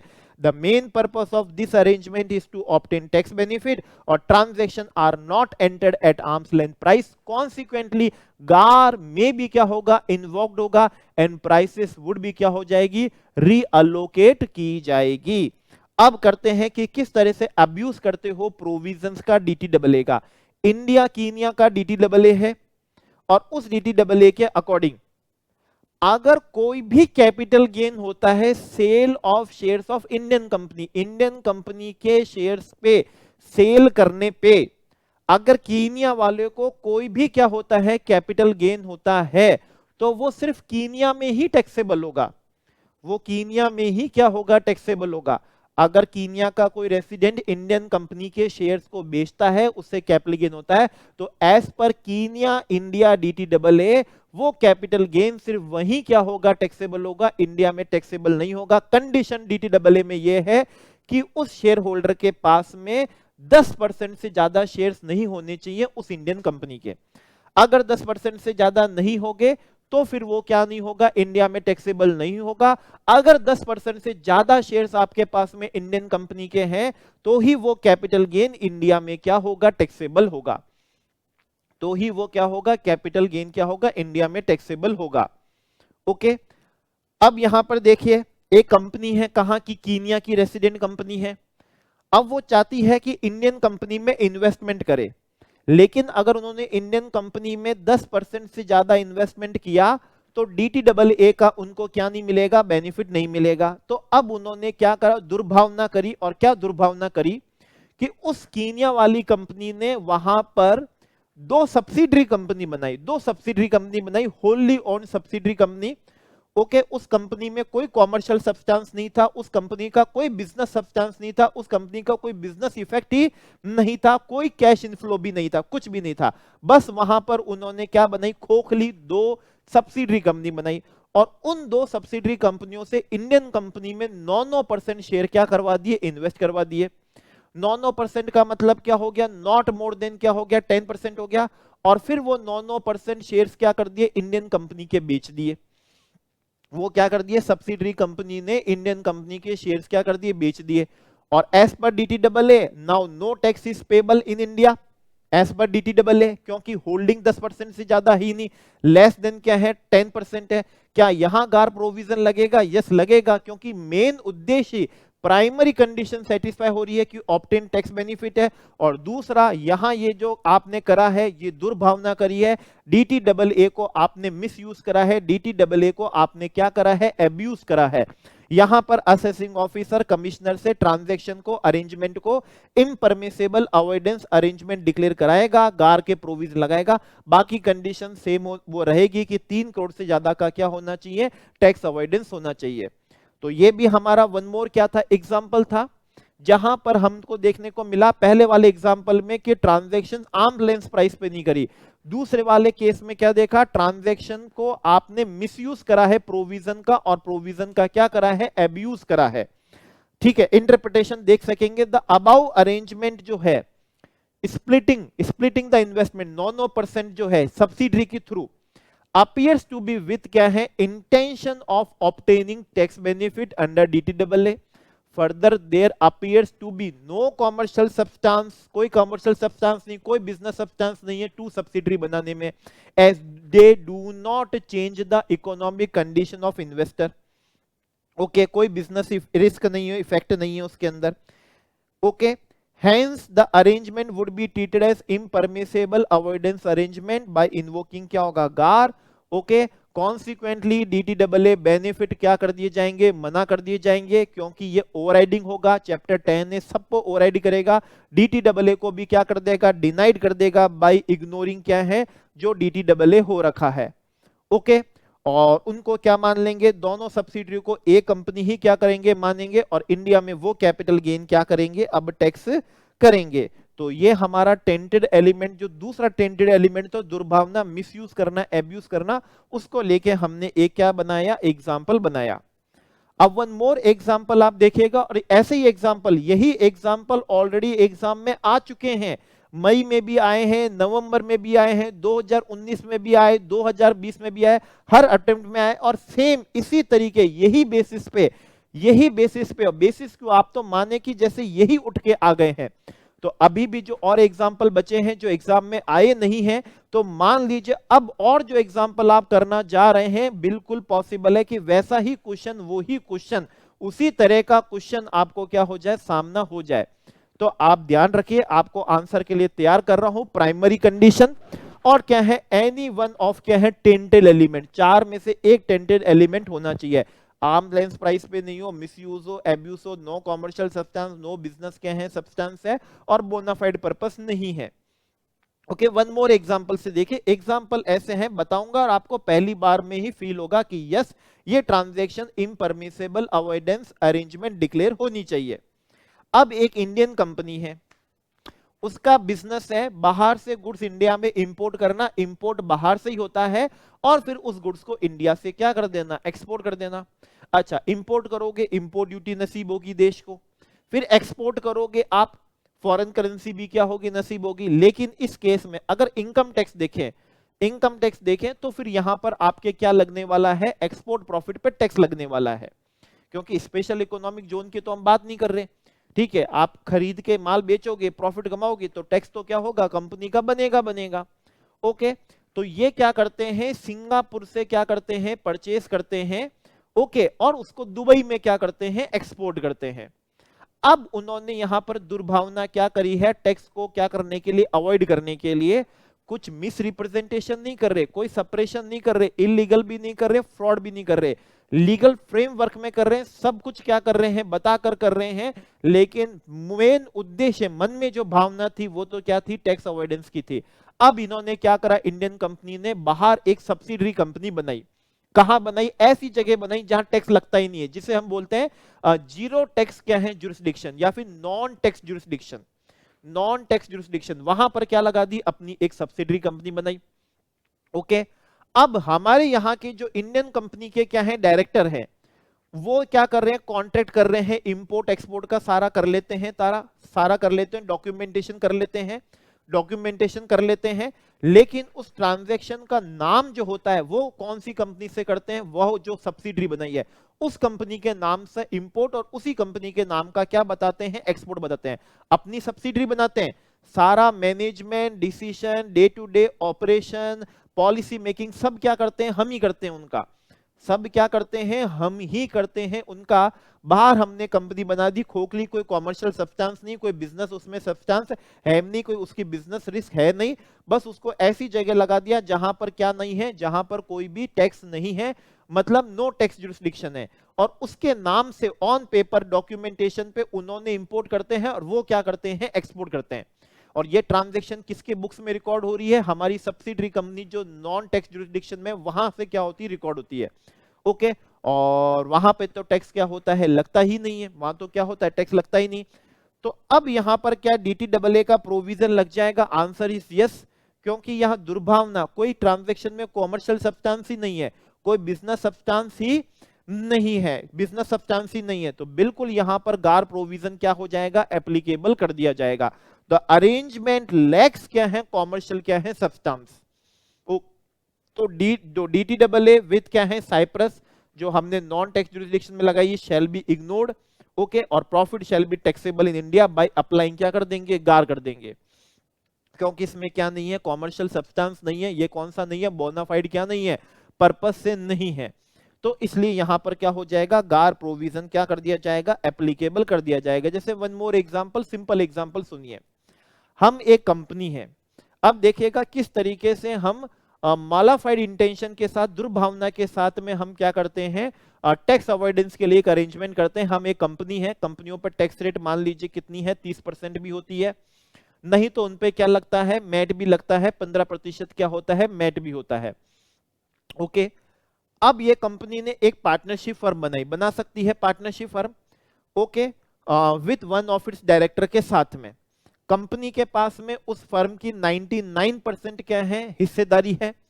ओके, कंपनी होल्ड्स 99% शेयर और डायरेक्टर के पास में 1% शेयर कर दिए, किसमें, पार्टनरशिप फर्म में।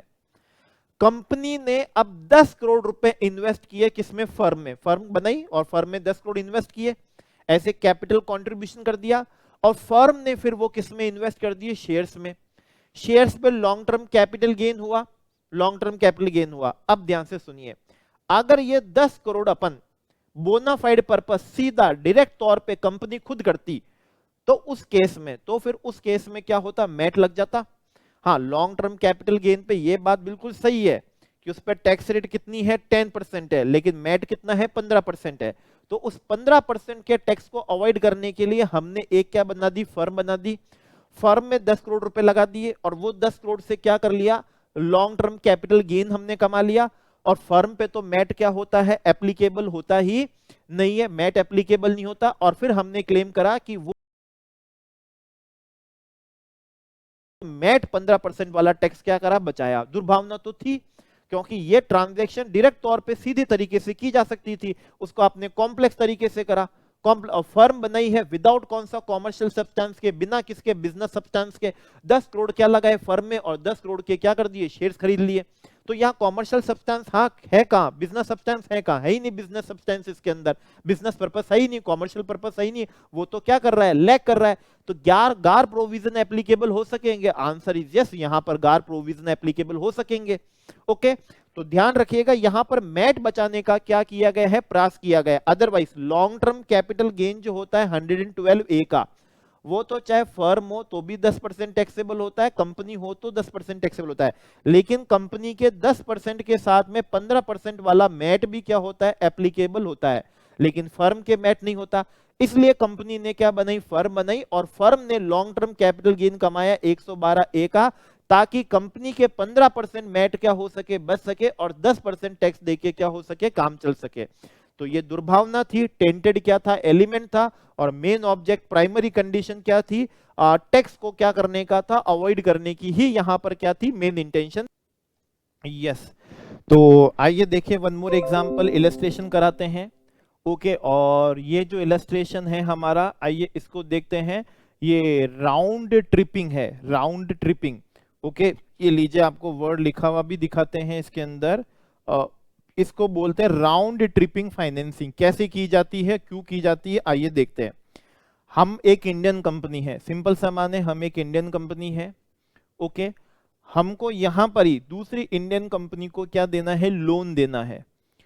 अच्छा, वो हम लोन देंगे तो वो हमें इंटरेस्ट देंगे, और इंटरेस्ट इनकम हमें क्या होगी, टैक्सेबल होगी, जो हमें मंजूर नहीं है। हम इस इंटरेस्ट की इनकम के टैक्स को क्या करना चाहते हैं, अवॉइड करना चाहते हैं, हमारा मेन उद्देश्य ये है।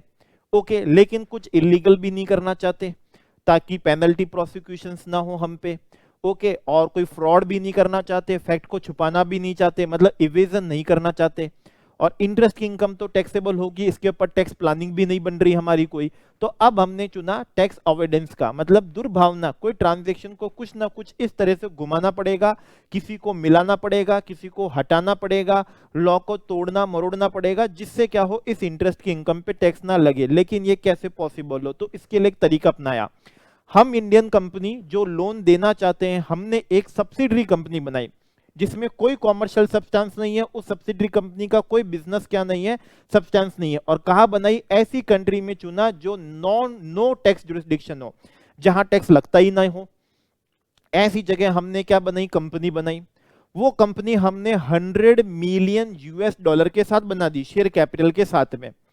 अब उस कंपनी ने वही शेयर कैपिटल का पैसा, कैश पैसा, बैंक पैसा इंडियन कंपनी को क्या दे दिया, लोन पे दे दिया। अब इंडियन कंपनी ने उसको लोन का क्या दे दिया, ब्याज दे दिया।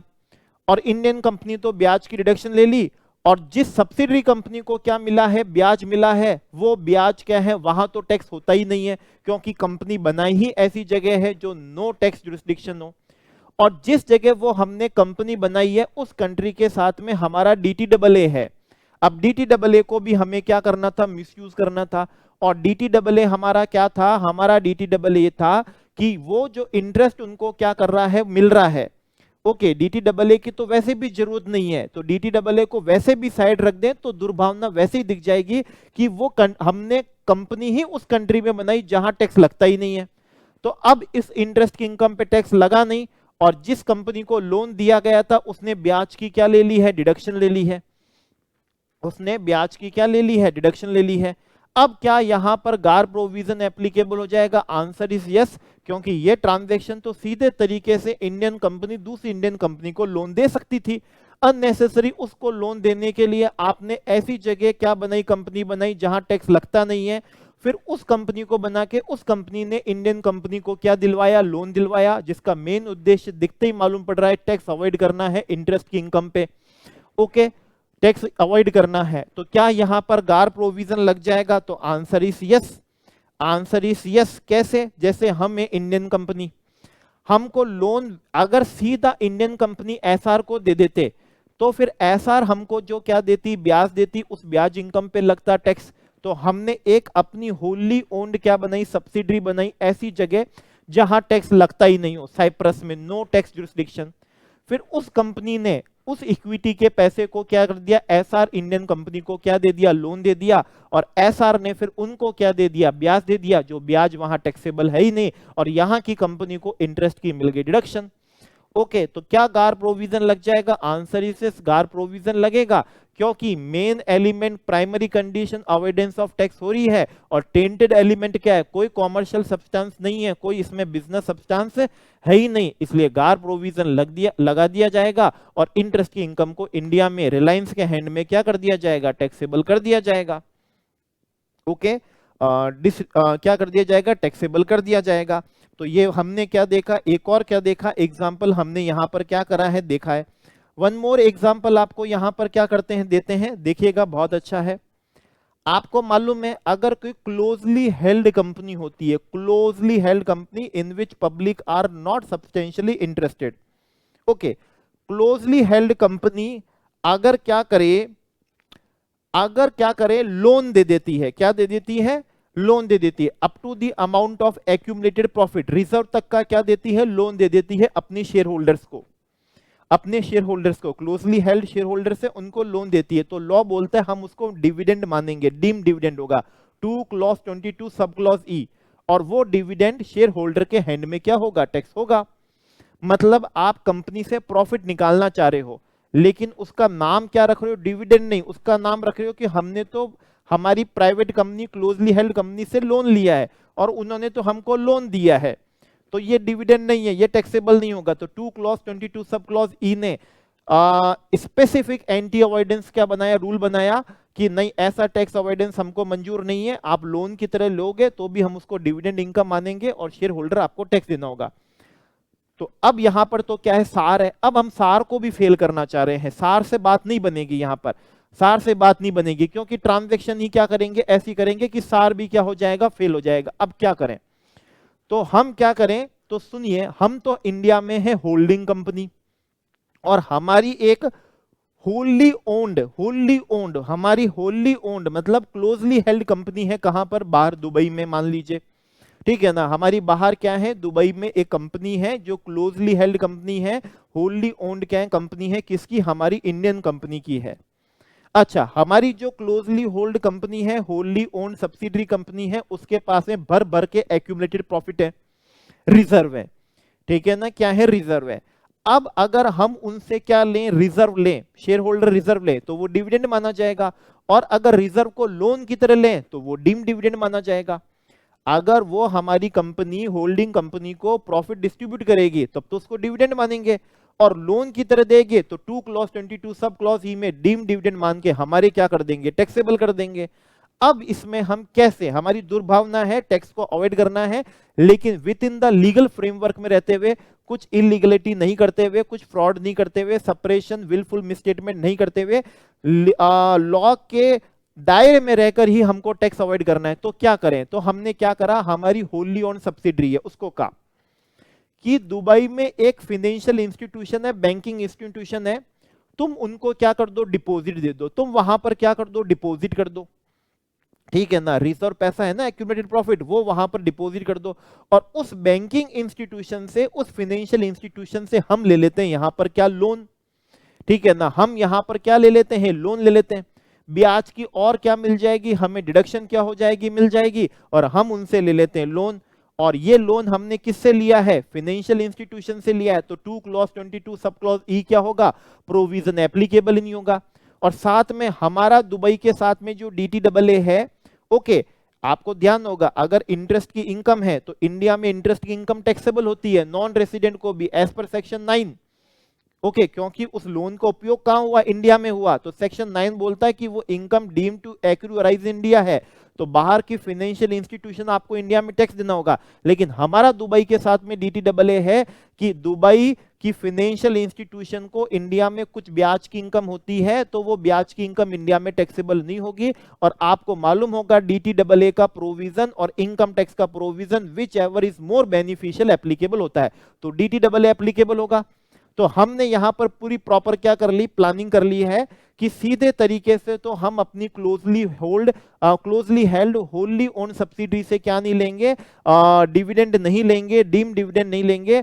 उनको कहेंगे एक फाइनेंशियल इंस्टीट्यूशन में डिपॉजिट कराओ और उस फाइनेंशियल इंस्टीट्यूशन से क्या ले लेंगे, लोन ले लेंगे, उसको ब्याज का पेमेंट कर देंगे, ब्याज की और डिडक्शन ले लेंगे। ओके, डिविडेंड इनकम टैक्सेबल होगी नहीं और वो ब्याज की इनकम डीटीडबलए के अकॉर्डिंग उनको भी इंडिया में टैक्सेबल नहीं होगी। तो क्या गार का प्रोविजन लगा दिया जाएगा? बिल्कुल लगा दिया जाएगा। ये बोनाफाइड पर्पस से था ही नहीं।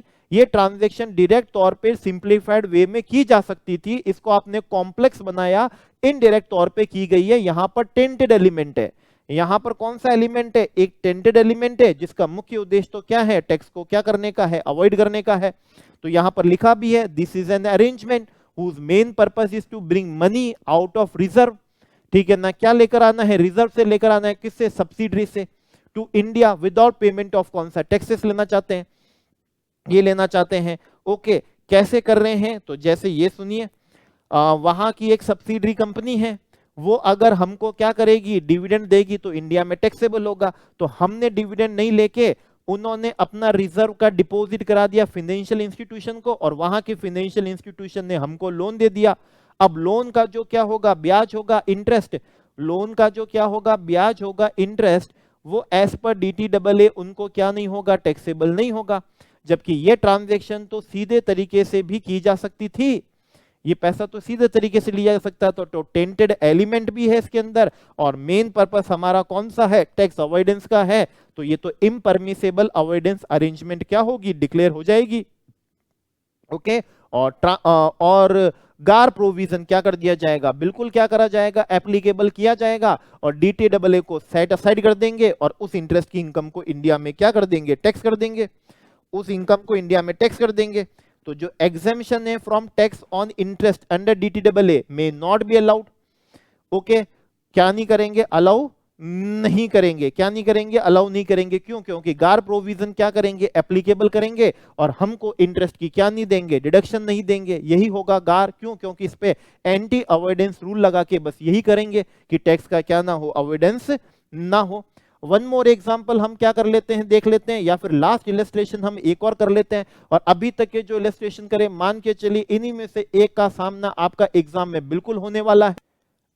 यस, अब देखिएगा वन मोर टैक्स अवॉइडेंस कैसे करते हैं। देखिए, एक कंपनी है जर्मनी की, वो इंडिया में क्या करना चाह रही है, शेयर्स परचेज करना चाह रही है। शेयर्स बेचेगी तो क्या लगेगा, कैपिटल गेन लगेगा, क्योंकि सोर्स कंट्री तो कौन सी है, इंडिया है। तो उन्होंने क्या करा, उन्होंने मॉरिशस के अंदर एक कंपनी इनकॉर्पोरेट करी, होली ओन्ड सब्सिडरी, वहां पर एक कंपनी क्या कर दी, इनकॉर्पोरेट कर दी। अच्छा, मॉरिशस ही क्यों? क्योंकि उन्हें मालूम था कि इंडिया मॉरिशस का डीटीडबलए हो रखा है और उस डीटीडबलए में यह तय हुआ है कि इंडिया में अगर कोई भी कैपिटल गेन होता है मॉरिशस वाले को, तो उसका यहां टैक्सेशन नहीं होगा। और मॉरिशस में तो कैपिटल गेन पे टैक्स लगता ही नहीं है वहां के डोमेस्टिक लॉ के हिसाब से। तो जर्मनी की कंपनी ने यह बात पढ़ ली कि इंडिया मॉरिशस का डीटीडबलए है और एज पर डीटीडबलए कि इंडिया में जो कैपिटल गेन होगा वो इंडिया में टैक्सेबल नहीं होगा सोर्स कंट्री में, और मॉरिशस में इसलिए टैक्सेबल नहीं होगा क्योंकि वहां के डोमेस्टिक लॉ में कैपिटल गेन पे टैक्स लगता ही नहीं है। तो ऐसी स्थिति में जर्मनी की कंपनी ने कहा अपन एक मॉरिशस में कंपनी बनाते हैं जिसका कोई कॉमर्शियल सब्सटेंस नहीं होगा, जिस कंपनी का कोई बिजनेस क्या नहीं होगा, सब्सटेंस नहीं होगा, वो कंपनी हम बनाएंगे और उस कंपनी के थ्रू हम इंडियन कंपनी के क्या लेंगे, शेयर्स लेंगे और उसके बाद में उन शेयर्स को बेच के कैपिटल गेन कमाएंगे और डीटीडबलए का क्या उठाएंगे, बेनिफिट उठाएंगे, क्योंकि उसे हम मिसयूज करेंगे, उसे अब हम क्या करेंगे, एब्यूज करेंगे, उसे हम क्या करेंगे, एब्यूज करेंगे। ओके, क्या यहां पर गार प्रोविजन एप्लीकेबल हो सकेगा? तो आंसर इज यस, यहां बिल्कुल गार प्रोविजन एप्लीकेबल हो जाएगा, क्योंकि यहां का प्राइमरी पर्पस ही आपका तो कौन सा था, टैक्स अवॉइडेंस का, और आपने जो मॉरिशस में कंपनी बनाई है उसका कोई कॉमर्शियल सब्सटेंस नहीं है, कुछ और तो कर नहीं रहे हैं, वो सिर्फ इंडिया में क्या कर रहे हैं, इंडियन कंपनी में इन्वेस्ट कर रहे हैं और उन शेयर्स को बेच के कैपिटल गेन कमा रहे हैं। तो कोई कॉमर्शियल पर्पस नहीं है, कोई बिजनेस क्या नहीं है, सब्सटेंस नहीं है, कोई बिजनेस रिस्क नहीं है, कोई कैश फ्लो नहीं है उनका। तो ऐसी स्थिति में क्या हो गया, टेंटेड एलिमेंट भी है और प्राइमरी कंडीशन भी है, तो यहां पर गार प्रोविजन क्या कर दिया जाएगा, बिल्कुल एप्लीकेबल कर दिया जाएगा, गार प्रोविजन क्या कर दिया जाएगा, एप्लीकेबल कर दिया जाएगा। अब ट्रांजैक्शन को इम्परमिसेबल अवॉइडेंस अरेंजमेंट कब करवाते हैं, जब उसमें प्राइमरी कंडीशन हो और एनी वन ऑफ कौन सा हो, टेंटेड एलिमेंट हो। लेकिन उसको इम्परमिसेबल अवॉइडेंस अरेंजमेंट डिक्लेयर कराने का एक प्रोसेस है। क्या है प्रोसेस, कि जब भी आपकी असेसमेंट और रीअसेसमेंट की क्या चल रही हो, प्रोसीडिंग चल रही हो, असेसमेंट रीअसेसमेंट की क्या चल रही है, प्रोसीडिंग चल रही है, उस प्रोसीडिंग के अंदर असेसिंग ऑफिसर को ऐसा लगता है कि ये जो अरेंजमेंट है, इसका मेन उद्देश्य कौन सा है, टैक्स अवॉइडेंस का है, टेंटेड एलिमेंट है, तो वो खुद उसको इम्परमिसेबल अवॉइडेंस अरेंजमेंट डिक्लेयर नहीं कर सकता। उसे क्या करना पड़ेगा, असेसिंग ऑफिसर को कमिश्नर अपील को क्या करना पड़ेगा, रेफर करना पड़ेगा। ठीक है ना, कमिश्नर अपील को क्या करना पड़ेगा, रेफर करना पड़ेगा। अब कमिश्नर अपील नहीं, कमिश्नर को, किसको, कमिश्नर को। अब कमिश्नर क्या करेगा, अब कमिश्नर असेसी को क्या देगा, नोटिस देगा, और नोटिस का क्या मांगेगा, जवाब मांगेगा कि आप इस नोटिस का जवाब दो। ठीक है ना, आप इस नोटिस का जवाब दो, और कितने समय में, मैक्सिमम 60 डेज में आप इस नोटिस का क्या दे दो, जवाब दे दो। नोटिस में कहेगा कि हम तो आपके इस अरेंजमेंट पे इम्परमिसेबल अवॉइडेंस अरेंजमेंट डिक्लेयर करना चाह रहे हैं, गार प्रोविजन लगाना चाह रहे हैं, ये रहा नोटिस, आप इस नोटिस का क्या दे दो, रिप्लाई दे दो। मैक्सिमम हम आपको 60 दिन का क्या देते हैं, समय देते हैं। अब मान लीजिए असेसी को मालूम चल चुका है कि मैं तो लपेटे में आ चुका हूं, अब मैं इसका जवाब भी क्या दूंगा, क्योंकि ये तो दिखती बात है कि प्राइमरी पर्पस टैक्स अवॉइडेंस का है, मिसयूज करा है, एब्यूज करा है, लॉ के प्रोविजन का, डीटीडब्ल्यूए का, ट्रांजैक्शन एएलपी पे करी नहीं है, और उसमें कॉमर्शियल सब्सटेंस, बिजनेस सब्सटेंस उसके अंदर है नहीं, बोनाफाइड पर्पस है नहीं।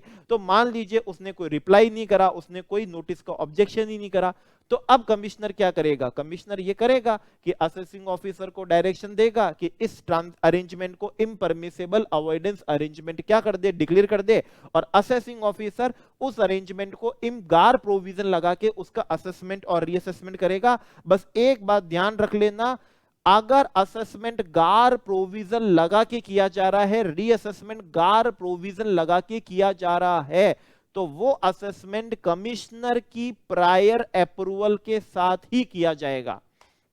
ओके, अगर गार प्रोविजन के साथ में क्या हो रहा है, असेसमेंट हो रहा है, तो वहां पर असेसमेंट ऑर्डर कमिश्नर की प्रायर अप्रूवल के साथ ही क्या किया जाएगा, पास किया जाएगा। ये तो वो बात हुई जहां पर हमने कुछ ऑब्जेक्शन दिया ही नहीं। अब मान लीजिए हमने हमारी क्या दे दी, ऑब्जेक्शन दे दी, हमने हमारी क्या दे दी, ऑब्जेक्शन दे दी। अब ये पॉसिबल है कि हमारी ऑब्जेक्शन से कमिश्नर क्या हो जाए, सेटिस्फाई हो जाए हमारे एक्सप्लेनेशन से। तो अब कमिश्नर क्या करेगा, कमिश्नर कहेगा कि मैं आपके जवाब से क्या हो चुका हूं, खुश हो चुका हूं, तो वो कम्युनिकेट कर देगा असेसिंग ऑफिसर को, और असेसिंग ऑफिसर को कहेगा कि भाई इस ट्रांजैक्शन को इम्परमिसेबल अवॉइडेंस अरेंजमेंट डिक्लेयर नहीं करना है, और इस असेसमेंट पे गार प्रोविजन एप्लीकेबल नहीं करना है, बात फिनिश। लेकिन अगर कमिश्नर आपके ऑब्जेक्शन से सेटिस्फाई नहीं हुआ, तो ध्यान से सुन लीजिए, अभी कमिश्नर भी कुछ नहीं करेगा। कमिश्नर अगर सेटिस्फाई नहीं हुआ तो कमिश्नर एक अप्रूवल पैनल को रेफर करेगा। यह बहुत विशेष बात है। देखो, अगर सेटिस्फाई हो गया तो कमिश्नर लेवल पे काम हो जाएगा, आपने अपनी ऑब्जेक्शन ही नहीं दी तो भी कमिश्नर लेवल पे काम हो जाएगा। लेकिन आपने ऑब्जेक्शन दी और उस ऑब्जेक्शन से वो क्या नहीं है, सेटिस्फाई नहीं है, तो उस लेवल पे भी काम नहीं होगा। कमिश्नर खुद अप्रूविंग पैनल को, मतलब जो ट्रांजैक्शन को इम्परमिसेबल अवॉइडेंस अरेंजमेंट डिक्लेयर करेंगे, ऐसे पैनल को क्या करेगा, रेफर करेगा। उस पैनल को क्या करेगा, रेफर करेगा। अब जो अप्रूवल क्या होगा, पैनल होगा, वो वापस से असेसी को, असेसिंग ऑफिसर को क्या देगा, अपॉर्चुनिटी देगा। ठीक है ना, उनसे रिकॉर्ड्स क्या करेगा, मंगाएगा, ट्रांजैक्शन के इंक्वायरी करेगा, डॉक्यूमेंट फर्निश करने के लिए कहेगा। और अगर अप्रूविंग पैनल को लगता है, अब उनको लगता है कि यस, ये जो अरेंजमेंट है इसको इम्परमिसेबल अवॉइडेंस अरेंजमेंट डिक्लेयर कर देना चाहिए, तो वो अपने ऑर्डर से उस अरेंजमेंट को इम्परमिसेबल अवॉइडेंस अरेंजमेंट डिक्लेयर कर देगा with in a period of 6 month. ध्यान रख लीजिए, मेन बात है, with in a period of कितना, 6 month, with in period of 6 month. End of the किससे, मंथ से, जब से उनको क्या करा है, रेफर किया है, पैनल को क्या करा है, रेफर करा है, उसके एंड ऑफ द मंथ से 6 मंथ में वो अपना क्या कर देंगे, डिक्लेरेशन क्या कर देंगे, दे देंगे कि यस, हमने इम्परमिसेबल अवॉइडेंस अरेंजमेंट क्या कर दिया है, डिक्लेयर कर दिया है। अब असेसिंग ऑफिसर गार प्रोविजन लगा के आपका असेसमेंट करेगा, और असेसमेंट करने से पहले कमिश्नर की क्या लेगा, प्रायर क्या लेगा, अप्रूवल लेगा। ठीक है ना, कमिश्नर की क्या ले लेगा, प्रायर क्या लेगा, वो अप्रूवल लेगा। अच्छा, अप्रूविंग पैनल की जो डायरेक्शन होगी कि उन्होंने ट्रांजैक्शन को इम्परमिसेबल अवॉइडेंस अरेंजमेंट डिक्लेयर करा है, ये जो डायरेक्शन होगी बाइंडिंग होगी, असेसी पे तो होगी, साथ ही कमिश्नर और कमिश्नर से सबऑर्डिनेट जो इनकम टैक्स अथॉरिटी होगी उन पे होगी। और इस डायरेक्शन के अगेंस्ट कहीं पर भी क्या नहीं है, अपील पॉसिबल नहीं है। वापिस से ध्यान से सुन लीजिए, अप्रूविंग पैनल की जो डायरेक्शन होगी वो बाइंडिंग होगी, एक तो असेसी पे मेरे एओ का कमिश्नर से सबऑर्डिनेट जितनी भी इनकम टैक्स अथॉरिटी, बस वहां तक। आईटी पे बाइंडिंग नहीं होगी। और उस डायरेक्शन से अगर आप खुश नहीं हो कि अप्रूविंग पैनल ने मेरी ट्रांजैक्शन को इम्परमिसेबल अवॉइडेंस अरेंजमेंट डिक्लेयर कर दिया, तो मैं तो डायरेक्शन के अगेंस्ट अपील कर दूं, तो अपील भी क्या नहीं है, पॉसिबल नहीं है। अप्रूविंग पैनल को अपनी क्या करनी है, डिक्लेरेशन करना है इम्परमिसेबल अवॉइडेंस अरेंजमेंट का with in 6 month end of the month से, जब से कमिश्नर ने उनको पैनल को क्या करा था, रेफर करा था। जब भी गार प्रोविजन लग के असेसमेंट रीअसेसमेंट होगा, तो वो assessment order prior approval of कौन सा होगा, कमिश्नर होगा। प्रायर अप्रूवल ऑफ कौन सा होगा, कमिश्नर होगा। ये एक मैकेनिज्म है, प्रोसीजर है, जो एग्जाम पॉइंट ऑफ व्यू से रेलेवेंट नहीं है। जी हां, एग्जाम पॉइंट ऑफ व्यू से रेलेवेंट नहीं है, लेकिन लर्न कराना एक हमारा काम है। जो देखिए आप कैसे, असेसिंग ऑफिसर जो हाईलाइट हो रहा है उस पर फोकस कर लीजिए, 2 मिनट के अंदर वापिस से जो सीखा है वापिस से दिख जाएगा। असेसिंग ऑफिसर असेसमेंट रीअसेसमेंट की क्या है, प्रोसीडिंग है। अगर उसको लगता है कि इस अरेंजमेंट को इम्परमिसेबल अवॉइडेंस अरेंजमेंट क्या होना चाहिए, डिक्लेयर होना चाहिए, गार प्रोविजन क्या होने चाहिए, एप्लीकेबल होने चाहिए, तो उसे कमिश्नर को क्या करना पड़ेगा, रेफर करना पड़ेगा। अच्छा, कमिश्नर भी क्या करेगा, कमिश्नर भी क्या दे देगा, नोटिस दे देगा असेसी को। ओके, और आपको उसका रिप्लाई देना पड़ेगा विद इन कितने डेज, मैक्सिमम 60 डेज के अंदर रिप्लाई देना पड़ेगा। अगर आपने अपनी कोई भी ऑब्जेक्शन नहीं दी किसको, कमिश्नर को, जो भी समय सीमा उन्होंने आपको दी थी, मैक्सिमम कितनी थी, 60 डेज, नॉट एक्सीडिंग 60 डेज, तो कमिश्नर अपनी क्या दे देगा, फिर पैनल में नहीं जाएंगे क्योंकि आपने अपनी ऑब्जेक्शन ही नहीं दी, तो कमिश्नर ही डायरेक्शन दे देगा और उस अरेंजमेंट को इम्परमिसेबल अवॉइडेंस अरेंजमेंट डिक्लेयर कर देगा। एओ को कहेगा गार प्रोविजन एप्लीकेबल कर दो और जो टैक्स अवॉइडेंस हो रहा था उसको खत्म कर दो। लेकिन अगर आपने क्या दी, ऑब्जेक्शन दे दी, लेकिन अगर आपने ऑब्जेक्शन दे दी और उस ऑब्जेक्शन से कमिश्नर क्या नहीं है, सेटिस्फाई नहीं है, सेटिस्फाई नहीं, तो अब कमिश्नर से भी नहीं होगा, कमिश्नर को अप्रूविंग पैनल को क्या करना पड़ेगा, रेफरेंस करना पड़ेगा। किस बात के लिए, कि मैं तो सेटिस्फाई हुई नहीं, अब पैनल आप देख लो और आप इस अरेंजमेंट को इम्परमिसेबल अवॉइडेंस अरेंजमेंट क्या कर दो, डिक्लेयर कर दो। तो वो पैनल को कहेगा, वो क्या कहेगा, पैनल को कहेगा। हाँ, अगर कमिश्नर खुद ही क्या हो जाता है, सेटिस्फाई हो जाता है उनके ऑब्जेक्शन से, तो वो असेसिंग ऑफिसर को कह देगा कि यहां पर इस केस में असेसमेंट में गार प्रोविजन क्या ना किए जाए, एप्लीकेबल नहीं किए जाए। ओके, फिर तो कमिश्नर पे हो जाएगा। लेकिन जहां कमिश्नर सेटिस्फाई नहीं होगा तो अप्रूविंग पैनल को क्या किया जाएगा, रेफर किया जाएगा। अप्रूविंग पैनल भी क्या करेगा, आपसे सारी क्या मंगा लेगा, डॉक्यूमेंट मंगा लेगा, इंक्वायरी करवा लेगा, वो इस तरह के सारे काम कर लेगा, वो इस तरह के क्या करेगा, सारे काम करेगा। ओके, अब अप्रूविंग पैनल क्या करेगा, अपनी क्या देगा, डायरेक्शन देगा। अप्रूविंग पैनल अपनी क्या देगा, वो आपको डायरेक्शन देगा। ओके, और वो डायरेक्शन देंगे और उसी डायरेक्शन से असेसमेंट क्या हो जाएगा, कंप्लीट कर दिया जाएगा। उसी डायरेक्शन से क्या होगा, असेसमेंट क्या होगा, कंप्लीट कर दिया जाएगा। चलिए आगे देखते हैं। मैक्सिमम कितने समय में उनको क्या देनी है, आपको डायरेक्शन देनी है। मैक्सिमम कितने समय में उनको डायरेक्शन देनी है, तो वो देनी है कितने समय में, 6 मंथ्स में, एंड ऑफ द मंथ से जिसमें कमिश्नर ने अप्रूविंग पैनल को क्या करा था, रेफर करा था। ठीक है ना, क्या करा था, रेफर करा था। जहां पर भी गार प्रोविजन एप्लीकेबल होंगे तो वहां असेसिंग ऑफिसर जो भी ऑर्डर पास करेगा वो प्रायर अप्रूवल ऑफ किससे करेगा, कमिश्नर से करेगा। अप्रूविंग पैनल की जो डायरेक्शन होगी वो असेसी पे बाइंडिंग होगी।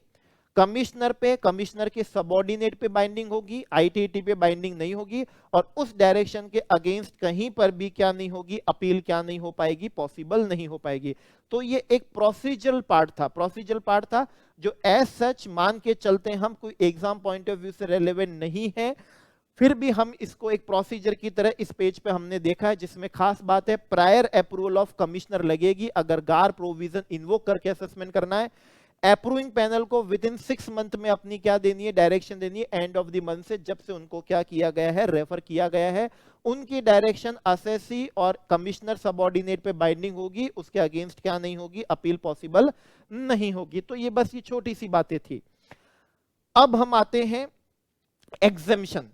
हमने स्टार्टिंग में देखा था अगर aggregate tax benefit all parties in an assessment year अगर 3 करोड़ से ज्यादा नहीं है तो गार प्रोविजन एप्लीकेबल नहीं होगा, तो गार प्रोविजन नहीं होगा। ओके, तो एग्जाम पॉइंट ऑफ व्यू से रेलेवेंट बताया था। एक और बताया था, इन्वेस्टमेंट जो मेड कर दिए गए हैं बिफोर 1 अप्रैल 2017 से पहले, उस पे ग्रैंडफादरिंग लगेगी इन्वेस्टमेंट पे, तो उनके ट्रांसफर से जो टैक्स अवॉइडेंस होगा उस पे ग्रैंडफादरिंग लगेगी, गार प्रोविजन नहीं लगेंगे। इवन इन्वेस्टमेंट से कोई बोनस शेयर्स भी हैं या कन्वर्टेबल भी आए हैं तो उन पे भी ग्रैंडफादरिंग लगेगी, लेकिन सिर्फ इन्वेस्टमेंट पे लगेगी। हमने पढ़ा था एफआईआई जो who has not taken benefit of कौन सा है, डीटीडब्ल्यूए, और उन्होंने इंडिया में लिस्टेड अनलिस्टेड सिक्योरिटी में इन्वेस्ट किया है सेबी की क्या है परमिशन से, तो एफआईआई पे क्या नहीं होगा, गार नहीं लगेगा। और एफआईआई में जो नॉन रेसिडेंट ने इन्वेस्ट किया है, एफआईआई में जो नॉन रेसिडेंट ने, याद होना चाहिए पी नोट, ठीक है ना। तो देखिए FII who has not taken benefit of DTAA invested listed unlisted security SEBI की क्या है प्रायर परमिशन से, तो उन पे नहीं लगेगा। दूसरा जो नॉन रेसिडेंट है जिन्होंने एफआईआई में इन्वेस्ट किया है, पी नोट हमने पढ़ा था, उन पे भी गार नहीं लगेगा। और जो भी ट्रांसफर ऑफ क्या है इन्वेस्टमेंट्स है, इन्वेस्टमेंट कौन से, जो 1 अप्रैल 2017 से पहले हैं, ग्रैंडफादरिंग लगेगी उनके ऊपर। ट्रांसफर से जो भी गेन होगा, उन इन्वेस्टमेंट से ट्रांसफर से जो भी गेन होगा उस पे क्या नहीं होगा, गार नहीं लगेगा। लेकिन ये जो एग्जेम्पशन है सिर्फ इन्वेस्टमेंट के रेस्पेक्ट में मिलेगी। एक एग्जांपल दिया था, लीज ट्रांजैक्शन है जो 2017 से पहले क्या हो गई है, एंटर हो गई है, और उसका टैक्स अवॉइडेंस अगर असेसमेंट ईयर 18, 19 और उसके बाद में हो रहा है तो वहां गार प्रोविजन बिल्कुल लगा दिया जाएगा, क्योंकि एग्जेम्पशन सिर्फ इन्वेस्टमेंट के रेस्पेक्ट में है, अदर देन इन्वेस्टमेंट के रेस्पेक्ट में नहीं है। इन्वेस्टमेंट मतलब जहां से क्या मिलता हो, कुछ रिटर्न इंटरेस्ट मिलता हो, डिविडेंड क्या होता हो, मिलता हो। लीज ट्रांजैक्शन जो होती है उससे कोई इंटरेस्ट डिविडेंड नहीं मिलता है, इसलिए उसको इन्वेस्टमेंट नहीं बोलते हैं, तो वहां पर ग्रैंडफादरिंग क्या नहीं होगी, एप्लीकेबल नहीं होगी। एग्जाम पॉइंट ऑफ व्यू से बिल्कुल क्या हो सकेगा, ये पॉइंट इंपॉर्टेंट हो सकेगा एग्जेम्पशन वाला। तो इन्वेस्टमेंट ध्यान रखेंगे, नॉन रेसिडेंट जिसने एफआईआई में इन्वेस्ट किया, ऑफशोर डेरिवेटिव्स इंस्ट्रूमेंट है, पी नोट लिख सकेंगे। एफआईआई जिन्होंने डीटीडब्ल्यूए का बेनिफिट नहीं लिया है, सेबी की प्रायर परमिशन से इन्वेस्ट किया, उन पे नहीं लगेगा। Aggregate tax benefit all parties in an assessment year 3 crore से ज्यादा नहीं है तो भी गार प्रोविजन एप्लीकेबल नहीं होगा। गार प्रोविजन असेसमेंट ईयर 18, 19 से पहले के असेसमेंट ईयर पर भी क्या नहीं होगा, एप्लीकेबल नहीं होगा, उनसे पहले भी क्या नहीं होगा, एप्लीकेबल नहीं होगा। तो एक तरीके से हमारा यहां पर गार प्रोविजन कंप्लीट होता है। समराइज करें तो हमने यहां पर सिर्फ इलस्ट्रेशंस देखे थे कि ट्रांजैक्शन को ऐसे घुमाया, ऐसे क्या करा, फिराया, मिसयूज करा, डीटीडब्ल्यूए का मिसयूज करा, यहां कॉमर्शियल सब्सटेंस नहीं था, यहां बिजनेस सब्सटेंस नहीं था, ये बोनाफाइड नहीं था, ये कॉम्प्लेक्स तरीके से था, ये सिंप्लीफाइड तरीके से नहीं था, यहां राउंड ट्रिप क्या हुई थी, फाइनेंसिंग हुई थी, अकोमोडेटिंग पार्टी यहां पर इन्होंने बीच में क्या कर दी थी, जबरदस्ती घुसा दी थी। तो इलस्ट्रेशन देखे थे। ये टैक्स प्लानिंग का केस है तो अब ये क्या होगा, परमिसेबल है। ये टैक्स कौन सा, इवेजन का है, इलीगल है, तो यहां पर क्या नहीं होगा, गार नहीं लगेगा। यहां पर क्या स्पेसिफिक प्रोविजन दिया है तो यहां पर क्या लग जाएगा, सार लग जाएगा। अगर सार से भी बात ना बने तो सार गार दोनों क्या कर सकेंगे, साथ में लग सकेंगे। असेसमेंट 18, 19 और क्या होगा, ऑनवर्ड्स होगा। ये सारी चीजें, बस इतनी सी चीजें हमने अभी लगभग 1.5 घंटे में क्या करिए सीखी है, जो मैंने अभी आपको 5 मिनट से कम में भी बोली है। तो आप समझ रहे हैं, पहली बार सिखाने में 1.5 घंटे, लेकिन रिवाइज करने में लगने चाहिए हमको कितने, 10 मिनट, ठीक है ना। इस तरीके से होना चाहिए। अब कुछ क्वेश्चंस हो सकता है जिनका सामना एग्जाम में हमारे हो जाए, तो वो क्वेश्चंस हम आपको यहां पर दिखाते हैं। क्या गार भी इन्वोक्ड हो सकेगा इफ सार एप्लीकेबल है? तो वैसे गार और सार दोनों क्या हो सकते हैं, एप्लीकेबल किए जा सकते हैं, ठीक है ना।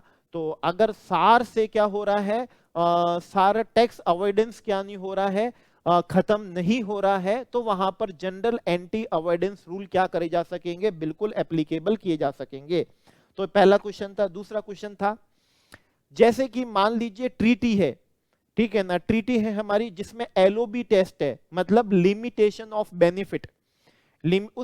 उस मान लीजिए हमारी इंडिया और सिंगापुर की ट्रीटी हुई है, जिसमें सिंगापुर ट्रीटी में क्लॉज डाला गया है, एलओबी टेस्ट डाला गया है कि उस ट्रीटी का बेनिफिट सिंगापुर की कंपनी को मिलेगा, और कंपनी का मतलब वही होगा जिसने इतने इन्वेस्टमेंट, इतना पैसा खर्च कर रखा होगा। तो ऐसा हमने वहां पर ट्रीटी में डाला हुआ है, इसलिए ताकि इस ट्रीटी का बेनिफिट कोई और ना ले सके।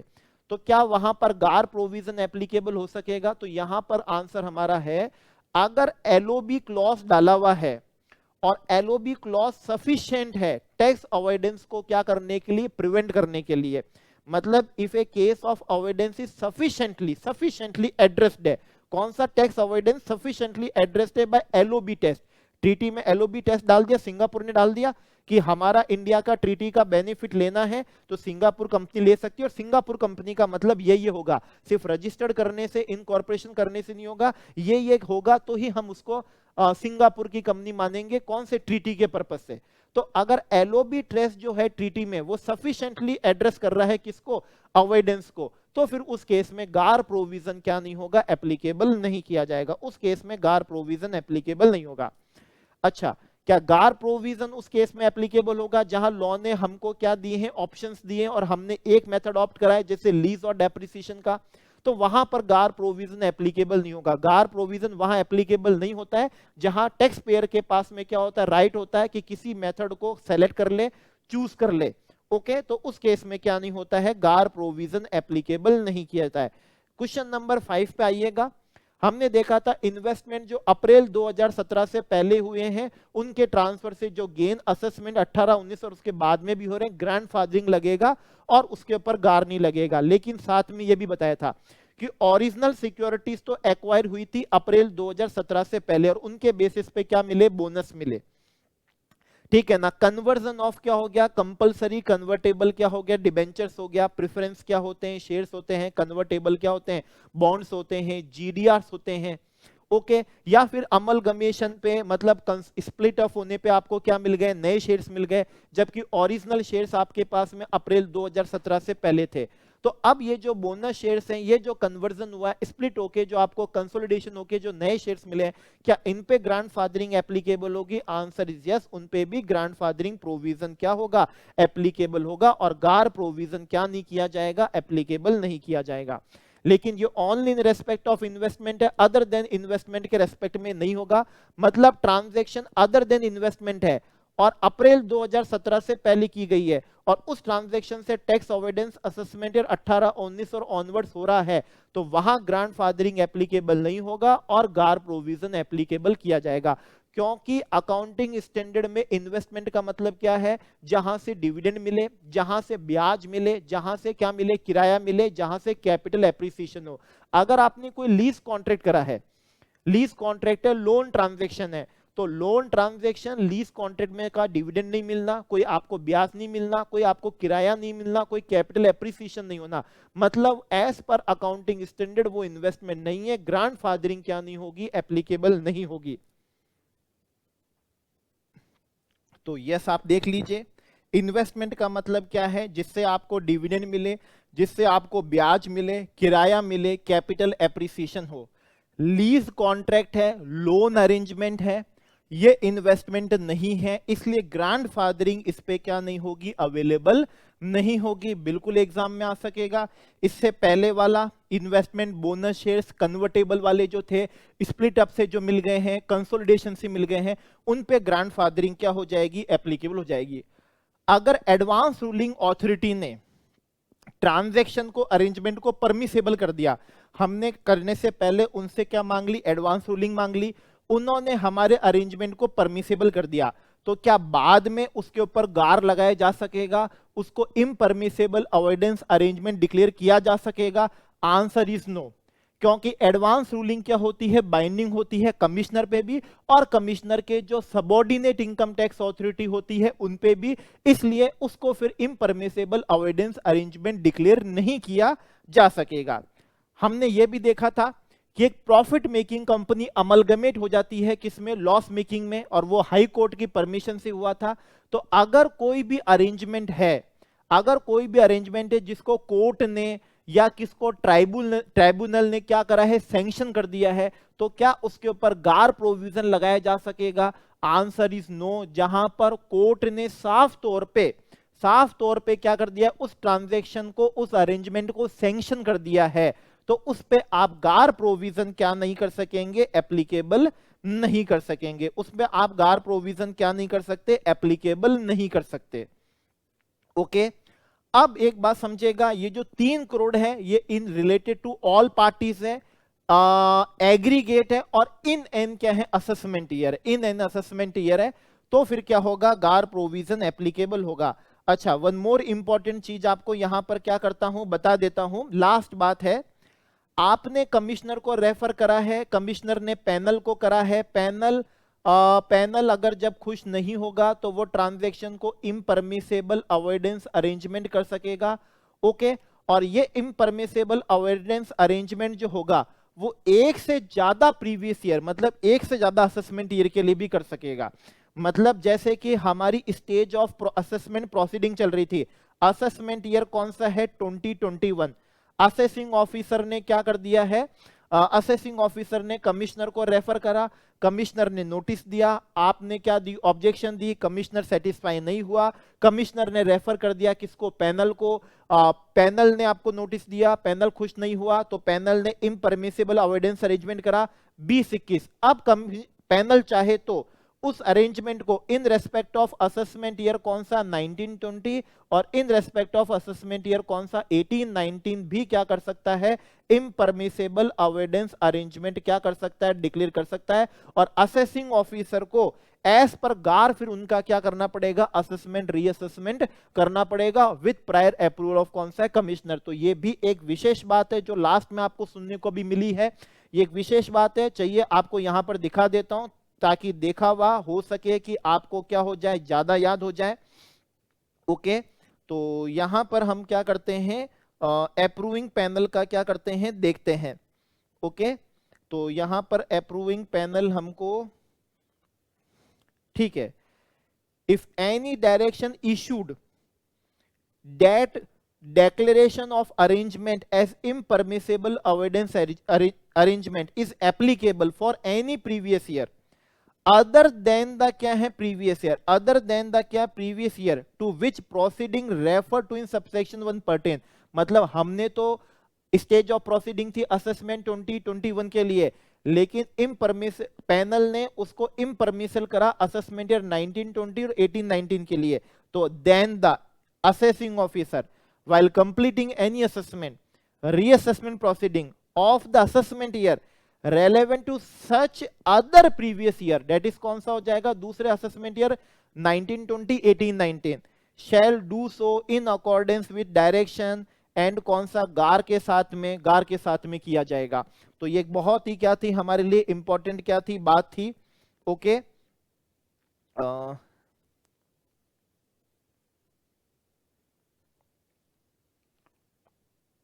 ठीक है, देखिए ये भी हम पढ़ते हैं।